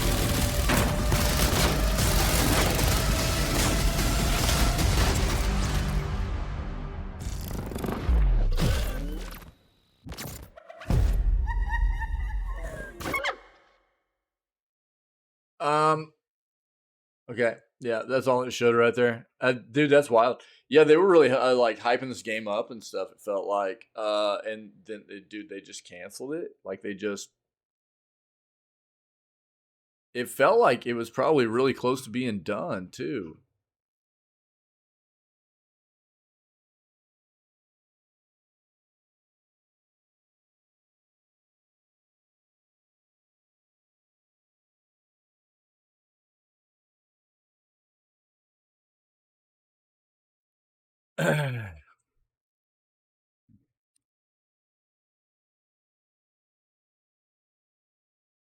Interesting. Okay. PlayStation CEO Jim Ryan is retiring in 2024.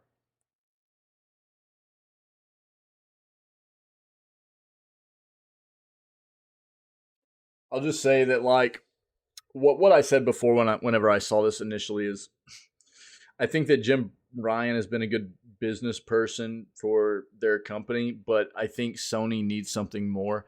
I think they need something. I think they need somebody that is more towards the likeness of what Xbox has in Phil Spencer. To be completely honest with you, I've never been like a huge fan of Jim Ryan or anything, but I think that he's probably been a pretty solid person to have in that position for PlayStation. But I think the big difference is if you look at somebody like Phil Spencer, he comes off as a very, and I've talked about this a lot, but if you haven't heard me say it, he comes off as a very good business-minded individual. But even more than that, I think he's a very appealing person for most of us gamers out there, as he's a gamer and we can relate to a person like that. So while he's smart, he's good with business, he understands this industry, he's a gamer. I think that you take somebody like Phil Spencer, and I'll give you an example. You know, last year around November, he was being interviewed, and they asked him a question. Not Jim Ryan, Phil Spencer. Phil Spencer was being interviewed, and they asked him a question last November. What's the most anticipated game for you right now? He literally said, God of War Ragnarok, which is a PlayStation proprietary first-party title. Which for me is something incredible to see out of the head of gaming from Xbox, to say that his most anticipated title to play at the time coming out was a PlayStation title. You know, I don't think you would have seen that from somebody out of PlayStation or somebody out of Nintendo. But I think what that does is it helps him relate more to a lot of us as gamers, as he's a real dude. He's just a real gamer. You know what I mean? Just because it's not a game coming out on his platform doesn't mean he's not psyched about it, you know? And I think that's one of those things that PlayStation has to look at to have as their next CEO in this position. Obviously, it needs to be somebody that's got a great business mind, but I think that they need to have somebody as an icon for their platform and potential consumers and potential, you know, people to buy into their platform to look at and look towards as a fellow gamer as well. I think it's a hugely critical thing, honestly. Jim Ryan was just this business dude to me, as opposed to what Phil Spencer is, you know, which is what I've been talking about. And wish Jim Ryan the best. I think he's probably done a great job for Sony and PlayStation, but I think they truly have to find somebody that is more appealing to their fan base, you know? You mean Hod? Hod Towered? Yeah, dude. Sony has announced that PlayStation CEO Jim Ryan is stepping down from his role and will retire in March of this coming year. Hiroki Totoki will become the chairman of Sony Interactive Entertainment in October of 2023, then take over as the company's interim CEO on April 1st, when Ryan officially retires. After 30 years, I've made the decision to retire from SIE in March of 2024. I've relished the opportunity to have a job I love in a very special company working with great people and incredible partners, Ryan said in a statement. Totoki added, I would like to express my heartfelt gratitude to Jim Ryan for his outstanding achievements and contributions over his 30-year career at Sony, including the great success of launching the PlayStation 5. Ryan has been in the spotlight recently for his involvement in trying to prevent Microsoft from acquiring Activision Blizzard. In particular, he claimed that Call of Duty becoming a potential Microsoft exclusive would be detrimental to the gaming community, and the acquisition as a whole would be anti-competitive. When really, Sony, it just made Sony look anti-competitive by doing that. Ryan also oversaw the launch of the PS5 while Sony was enjoying its most dominant years in the video gaming industry with a massively successful PS4. Now, isn't the highest sold console of all time PS2, isn't it? I'm pretty sure. He also reversed the decision to close down the PS3 and PS Vita digital storefronts after fan backlash and pushed Sony into a new initiative with more games as a service titles. Ryan oversaw many of Sony's most high-profile acquisitions, including Insomniac Games, Bungie, and House Marquee.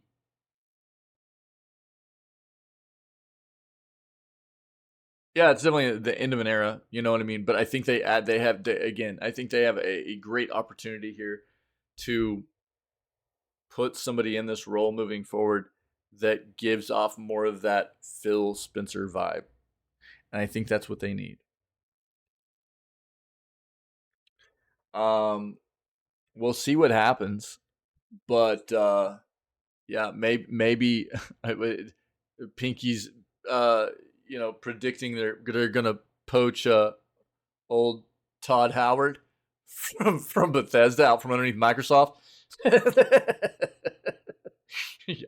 We'll see, buddy. We'll see.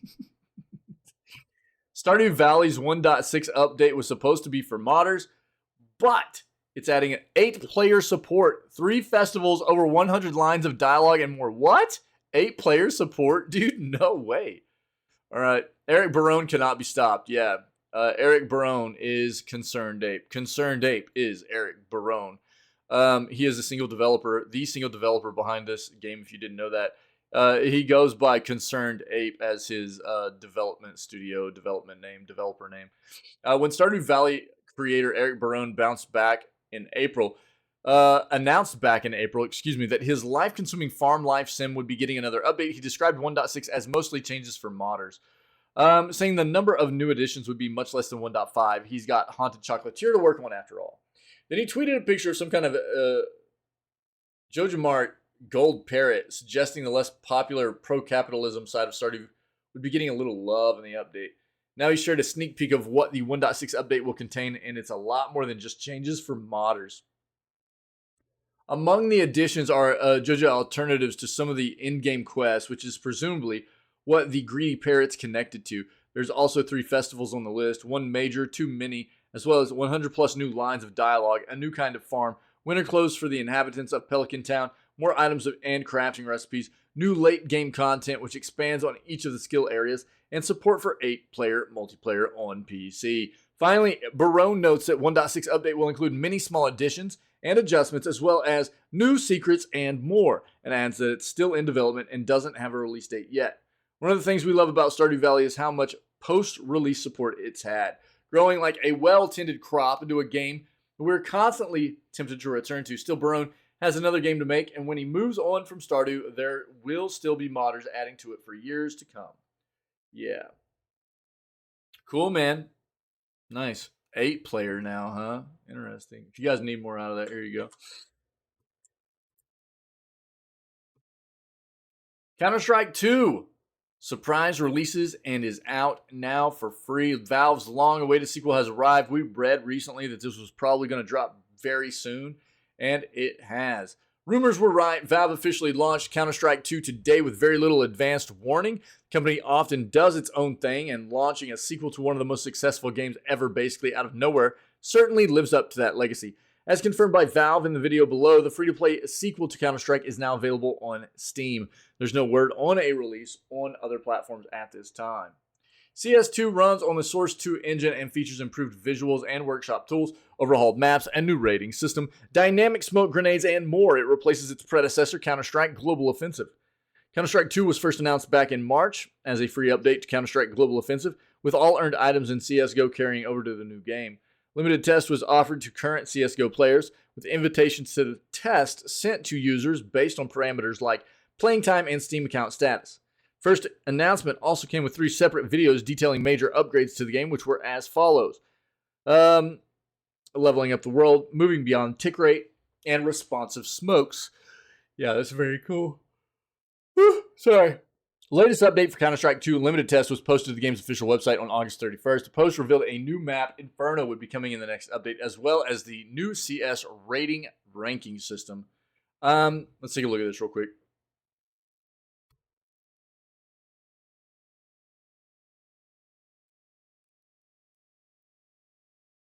Counter-Strike 2.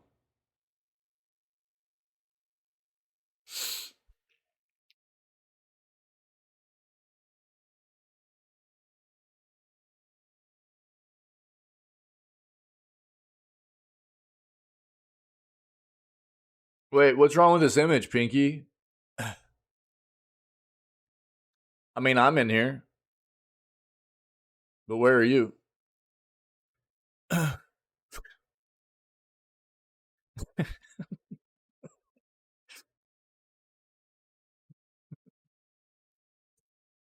This is discrimination, dude. All right, here you go. Counter-Strike is known for its visceral and satisfying gunplay.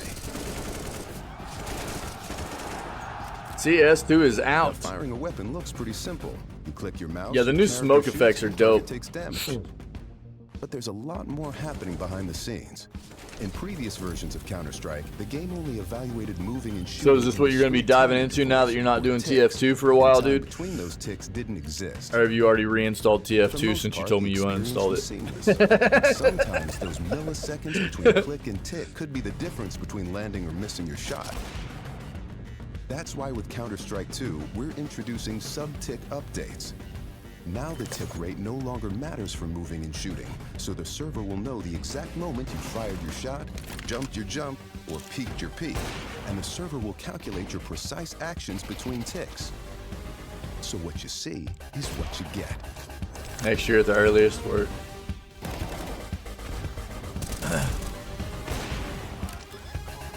Sorry that the community made you feel that way, dude. That sucks.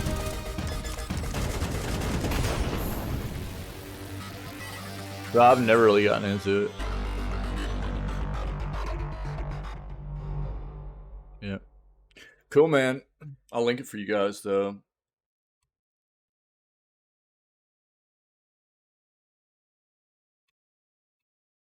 Here you go.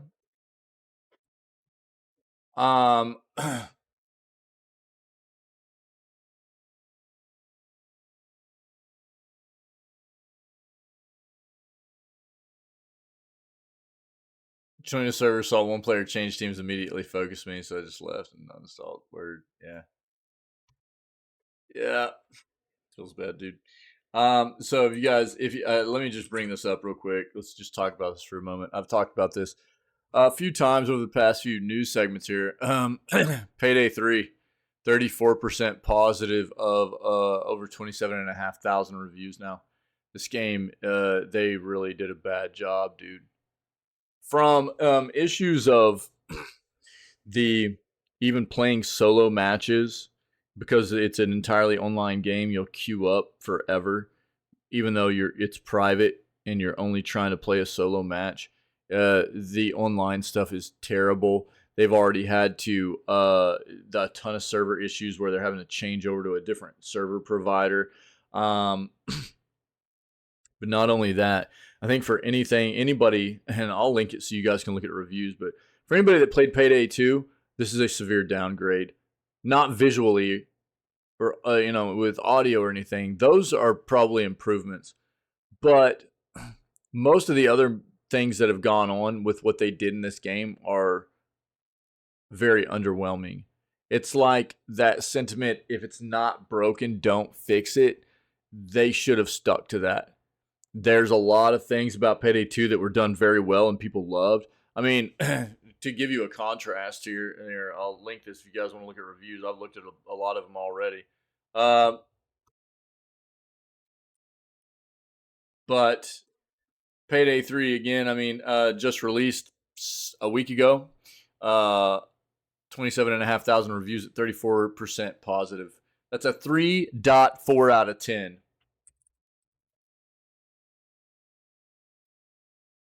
Payday 2, on the other hand, has been out a decade now, and out of over 417,000 reviews is an 8.9 user review out of 10. They messed up a lot of stuff. I actually played almost 200 hours of this back in the day. I didn't know I'd put that much time into it. I loved this game. This game was a lot of fun. But I definitely will not be playing Payday 3. From everything that I've read from reviews, if you were a Payday 2 player and you were expecting an evolution in what Payday 2 was to Payday 3, I think you're going to be severely disappointed here. And that's a very, very, very disappointing thing. That sucks so bad, dude. So Just terrible to see. And Starbreeze, I hope you lose this IP and somebody else grabs it that can turn it back into something decent. To be completely honest with you. Let's get back in here.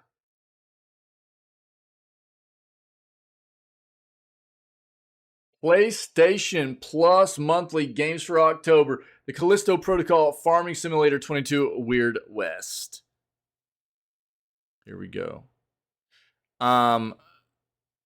This had a lot of issues on release. I grew up rural, so I don't need this. And Callisto Protocol, hard pass, I think, for most people. As a matter of fact, Glenn Schofield just left this studio. He built the studio that made Callisto Protocol, and he just left. He left or left? Meaning he got ousted, or like kind of pushed out. I don't know which one, but they said he left. A new month means a new PlayStation Plus monthly games lineup. Yo, random mode time. Random toe, dang it.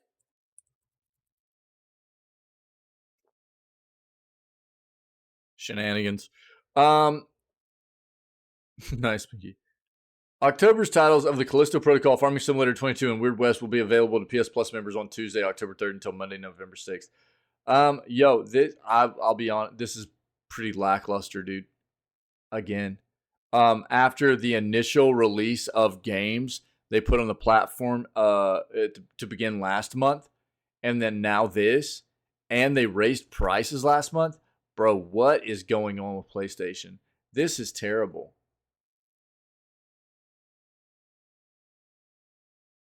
Hold on.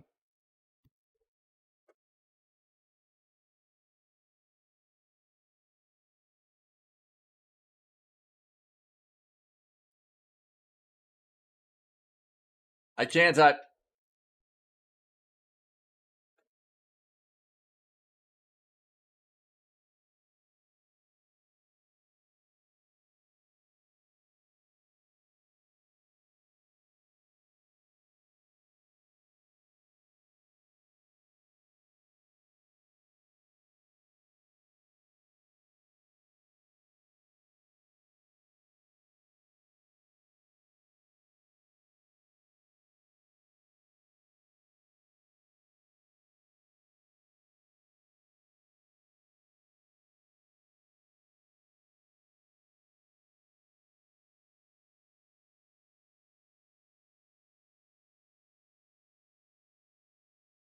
Yeah, I mean, I guess Callisto Protocol is an okay game to put for October, but I mean, to be fair,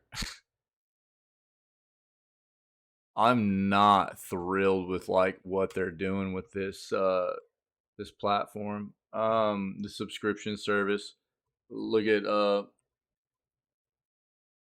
I've had some people say it was okay, but dude, really, I mean, this game 6.2 out of 10 out of over 24,000 reviews. Really, I mean, it felt like most people thought it was pretty meh. They have the they don't. Hold on. It's probably a better play than the headliner for last month was Saints Row reboot, which was really disgusting. They put Saints Row reboot as the headliner, and then a few days later, Embracer shut down Volition, which is the developer behind that game. It was like, wow, dude.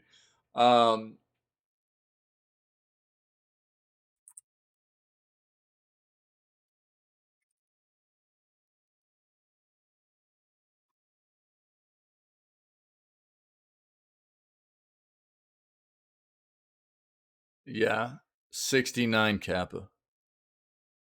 Yeah, that's about right. Yeah. PS5, it's a 669. User score of 6.9. That's right on par. PC 68. Yeah. It's a very very mediocre game, I think, experience for most people. So, again, I mean, I think that what this was, if you don't know, what this game was supposed to be was like a spiritual successor to Dead Space. And Glenn Schofield, who was the lead creative mind behind the Dead Space games, created this studio, created this game. The game was, I think, for most people, a pretty big disappointment, and it really set the table for Dead Space Remake to do very well, and it did. So this game came out like right before Dead Space Remake, and it didn't really scratch that itch that most people had for Dead Space. And but it Dead Space Remake did, though. Unfortunately, I mean, I'll be really honest. I would much rather see Glenn Schofield in a new studio succeed than watch EA garner success out of a title that Glenn Schofield did and they retained the rights to, but that's the world that's the video gaming world we live in, man. So I don't know. Xbox Cloud Gaming is coming to MetaQuest in December. The next generation of MetaQuest hardware is here, and Meta announced a bunch of software news alongside the Quest 3 VR headset hardware reveal at its Connect conference. One such announcement was the debut of Microsoft's Xbox Cloud gaming service on MetaQuest 3, which is actually a huge boon for fans of the Facebook owner's mixed reality gear. The Xbox Cloud gaming implementation in Quest resembles a lot of how Apple showed its own vision for mixed reality with the Vision Pro headset. It's primarily a virtual screen that can float in either a virtual or mixed reality space, which appears to be repositionable and resizable, but which basically works exactly as you'd expect on an Xbox game to work with a large TV. This is a key acknowledgement on the part of Meta that while immersive native gaming is undoubtedly a draw for users, so too is a more traditional gaming experience that basically just benefits from taking place in your own private face-mounted theater. Meta CEO Mark Zuckerberg noted that it'll arrive sometime in December, but didn't provide a more specific date of when to expect the launch. Okay.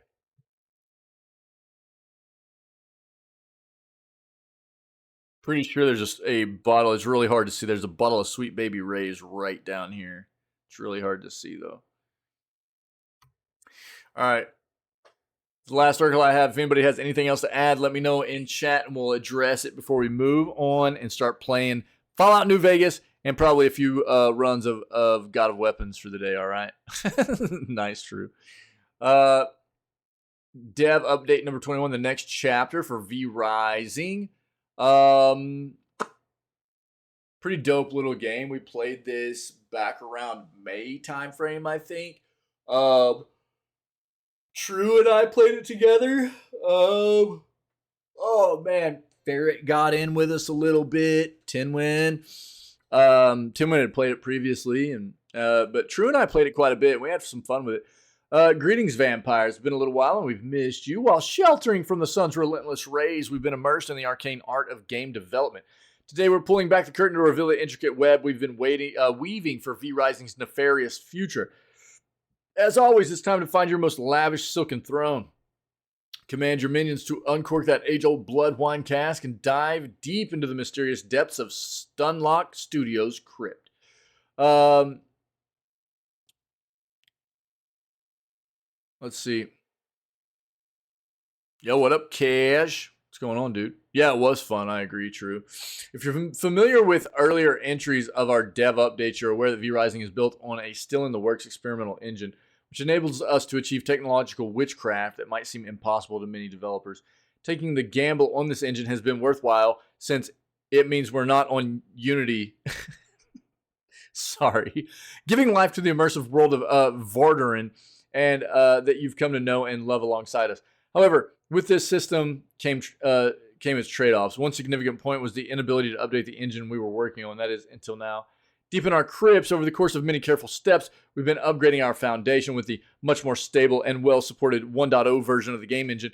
It's no coincidence we're doing it right on time to pursue our own ambition of bringing you V-Rising 1.0 in our next major update. You should. You should totally play Pokemon Snap.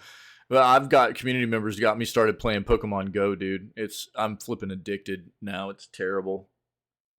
I don't know why I let them do it. Pinky, Gabs, Pebbles. We believe this change will allow us to overcome previous limitations with optimization and pave the way for a smoother game experience. Those of you who have been hoping to indulge the ungodly power of your rig should finally be able to feel the unspeakable frames per second your eyes have gotten so used to. Yeah, we had a little bit of some frame issues in the game. But for the most part, it felt pretty good. But there were some weird issues with frames and stuff, I remember. Furthermore, on the tech sorcery side, we're also refining our game development tools. Gives us an incredible advantage in testing and iterating on level and gameplay design in a more organized, quick, and efficient way. We hope this will help us speed up future development, bring you more of what you love faster. Here comes the big one, V-Rising 1.0. As we've stated, we are set on making this next major update our full release of V-Rising, planned for the second quarter of 2024. Cool. Well, the tech team has been strengthening our support structure on the programming end of things. Our design and art teams have also been working hard, shaping the coming release. What does it mean for V-Rising to be in its complete state? The full version of V-Rising represents a fusion of our original vision from years past and the invaluable feedback-driven enhancements and directions we've adopted over time. It means a fully fleshed out and enticing journey. Does this mean this is coming out of early access? Through Vardaran and captivating beginning and a heart-stopping finale. It's pushing forward with a complete vampire experience we can stand behind with pride. We want you to understand that complete does not mean ending the game's development. Our journey with V-Rising continues as long as our players keep returning hungry for more. There will still be plenty of ways for us to bring more bloodshed, decadence, and terrifying vampire magic to the table beyond 1.0. Speaking of which, let's get into some of the fun stuff. Here's what we're looking at V-Rising, at adding to V-Rising the next major content patch. This, of course, is subject to change and by no means a complete list of possibilities. Ripped off the Castlevania cover? Which one? There are a lot of Castlevania covers.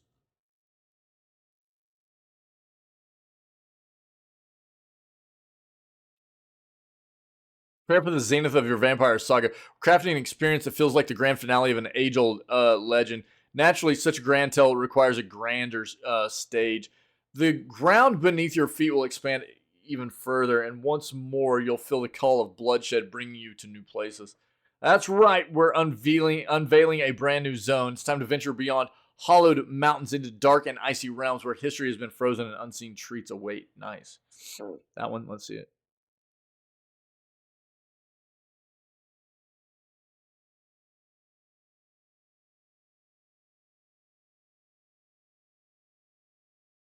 You mean because there are characters looking at a castle in the background?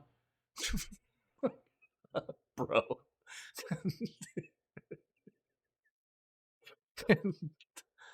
Dog.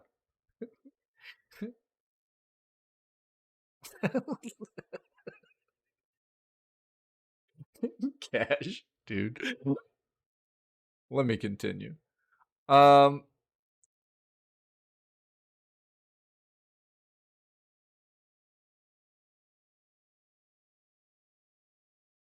The ground beneath your feet will expand even further, and once more you'll feel the call of bloodshed bringing you to new places. That's right, we're unveiling a brand new zone. It's time to venture beyond hollowed mountains into dark and icy realms, where history has been frozen and unseen treats await. Ooh, the throne of Vardaran's top predator awaits. Dare you seize it? 1.0 patch centered on enriching the final chapters of your Vampire Chronicle, providing thrilling pursuits worthy of the immense power you've spent time collecting. It would be fun to share more about this now, but we think it might be a bit more fun to save the finer details for later. Obviously, there's going to be some new new vampire drip.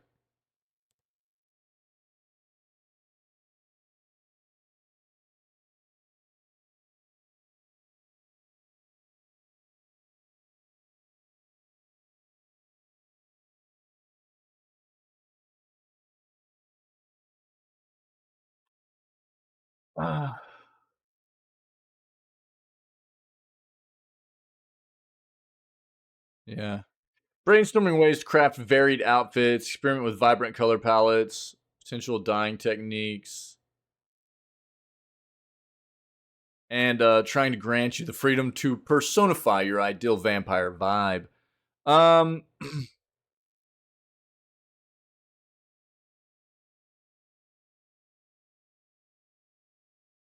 well, those look good, dude. I like that. That's dope. Yeah, I kind of figured that'd be coming up next, Cash. Yeah, I was expecting that.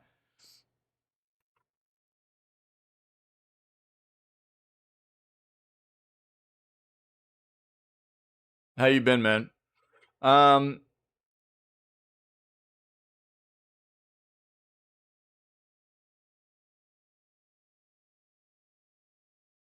there's a lot to dive into here. Um, weapons additions. There's a lot of stuff that they're trying to get added in here for version 1.0. Live events. That'd be great. As this is like a live service game and everything. Especially if you're doing like the PvP side, you're gonna have big servers and stuff. Um, broadening spell accessibility early in the game. Cool. There's a lot of stuff they're doing here. I'm not gonna read all of that, dude. It's a lot, but shout out to Tim Wynn for bringing that to me. Appreciate it. I didn't watch the trailer. I don't really watch the. I knew that I knew they were having a showcase yesterday, but the stream was down yesterday. From that's my normal day off, so I knew they were doing a showcase from the Tokyo Game Show yesterday, but I didn't get to watch it while I was off. So I did hear that there was a Devil May Cry Tomb Raider series. They're doing both of those. I know there's new Castlevania stuff coming, but I haven't seen any of it yet, and. Yeah, I I won't watch it on stream because Netflix loves to put copyright strikes on that crap on YouTube. So yeah, yeah, the Castlevania and anime is fantastic, dude. I know, I agree. I love it. I love it. I can't wait for more of it. And the hopefully the new stuff coming out. Like I would love Devil May Cry to be good. I've never really gotten into the Tomb Raider stuff, but I mean, if it's dope, it's dope. I'll watch it. You know, I just recently watched the Cyberpunk stuff. That was pretty solid too. Cyberpunk, which actually it was so good it brought a lot of people back, into playing that game again and everything. It was so good. So they've done a pretty good job with a lot of these video game adaptations for the anime side of things, and hopefully they keep it up. The Dragon's Dogma was pretty meh, which sucks because I love that game, dude. Dragon's Dogma was an amazing game, and I can't wait for the second one, even though Capcom is turning into a company I'm not real thrilled about, but I will still play Dragon's Dogma too. I don't know. But yeah, yeah, it's exciting to see some of that stuff coming out of Netflix. Hopefully it'll be good.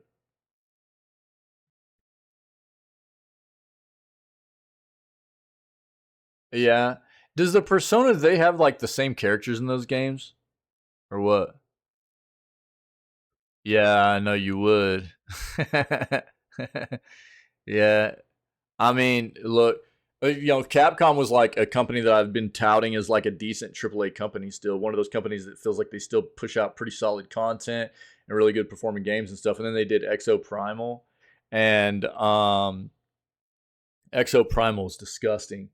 They full price pointed that game. It was riddled with transactions, battle passes, and skins, and buying characters, and the gameplay was just super repetitive. It was just a money ploy, dude. It was really gross to see it. And then on Tuesday, the last news segment we did, there was an interview with the CEO of Capcom talking about how they're wanting to raise prices of their games even higher and stuff. And I was like, oh my God, dude. We talked about it a little bit more this morning too. But you know, I have a huge issue with that because not only is it like all these, you know, there are so many examples out there of big companies that aren't doing that kind of thing, like Tango with Hi-Fi Rush, you know, just as one example, or even many, you know, smaller companies that are thriving off of not having to do that kind of thing. Or, you know, they're on the flip side of that coin, like I was just talking about with Exoprimal, these big companies keep doing all this scummy monetization crap in these games, and they act like, oh, well, we haven't raised prices in so long. We need to raise prices on you guys. It's like, dude, you guys have been getting over on us in many different ways for a long time. You know, and how much money is lining your pockets every year, CEO? You know, and if these big companies are truly struggling, you know, to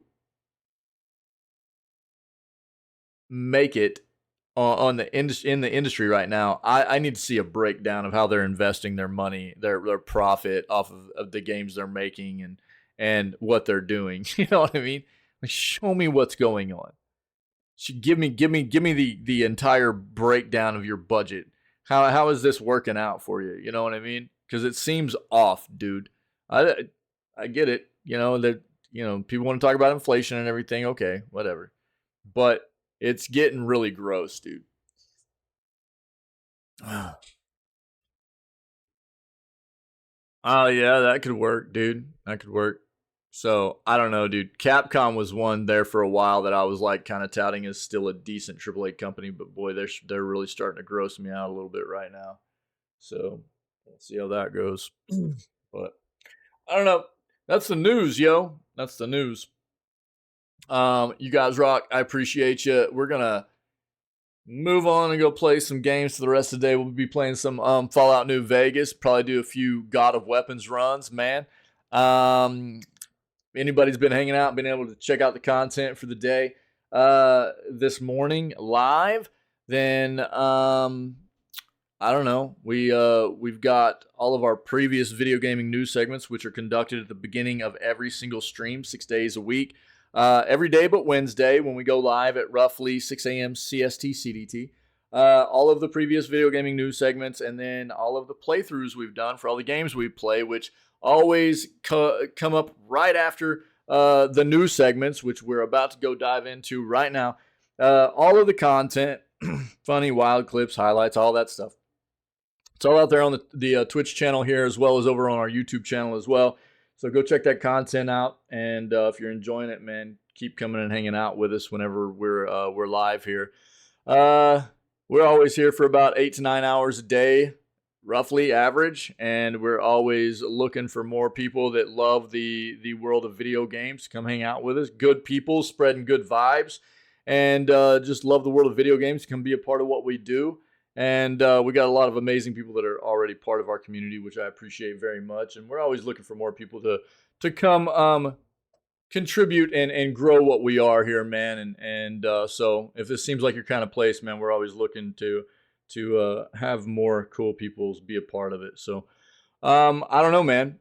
Other than that, happy Thursday. It's great to be back after a day off every single week. It feels weird having a day off because I haven't done that for very long, but it is good to be back. I hope everybody had a great day yesterday. Hope your day is going well today. We will be back tomorrow with more video gaming news for September 29th. We're not done yet. We're going to go play some games for the rest of the day. But I don't know. If you're not moving on with us, then stay healthy, stay safe, be kind. And we'll do some more news tomorrow morning. All right?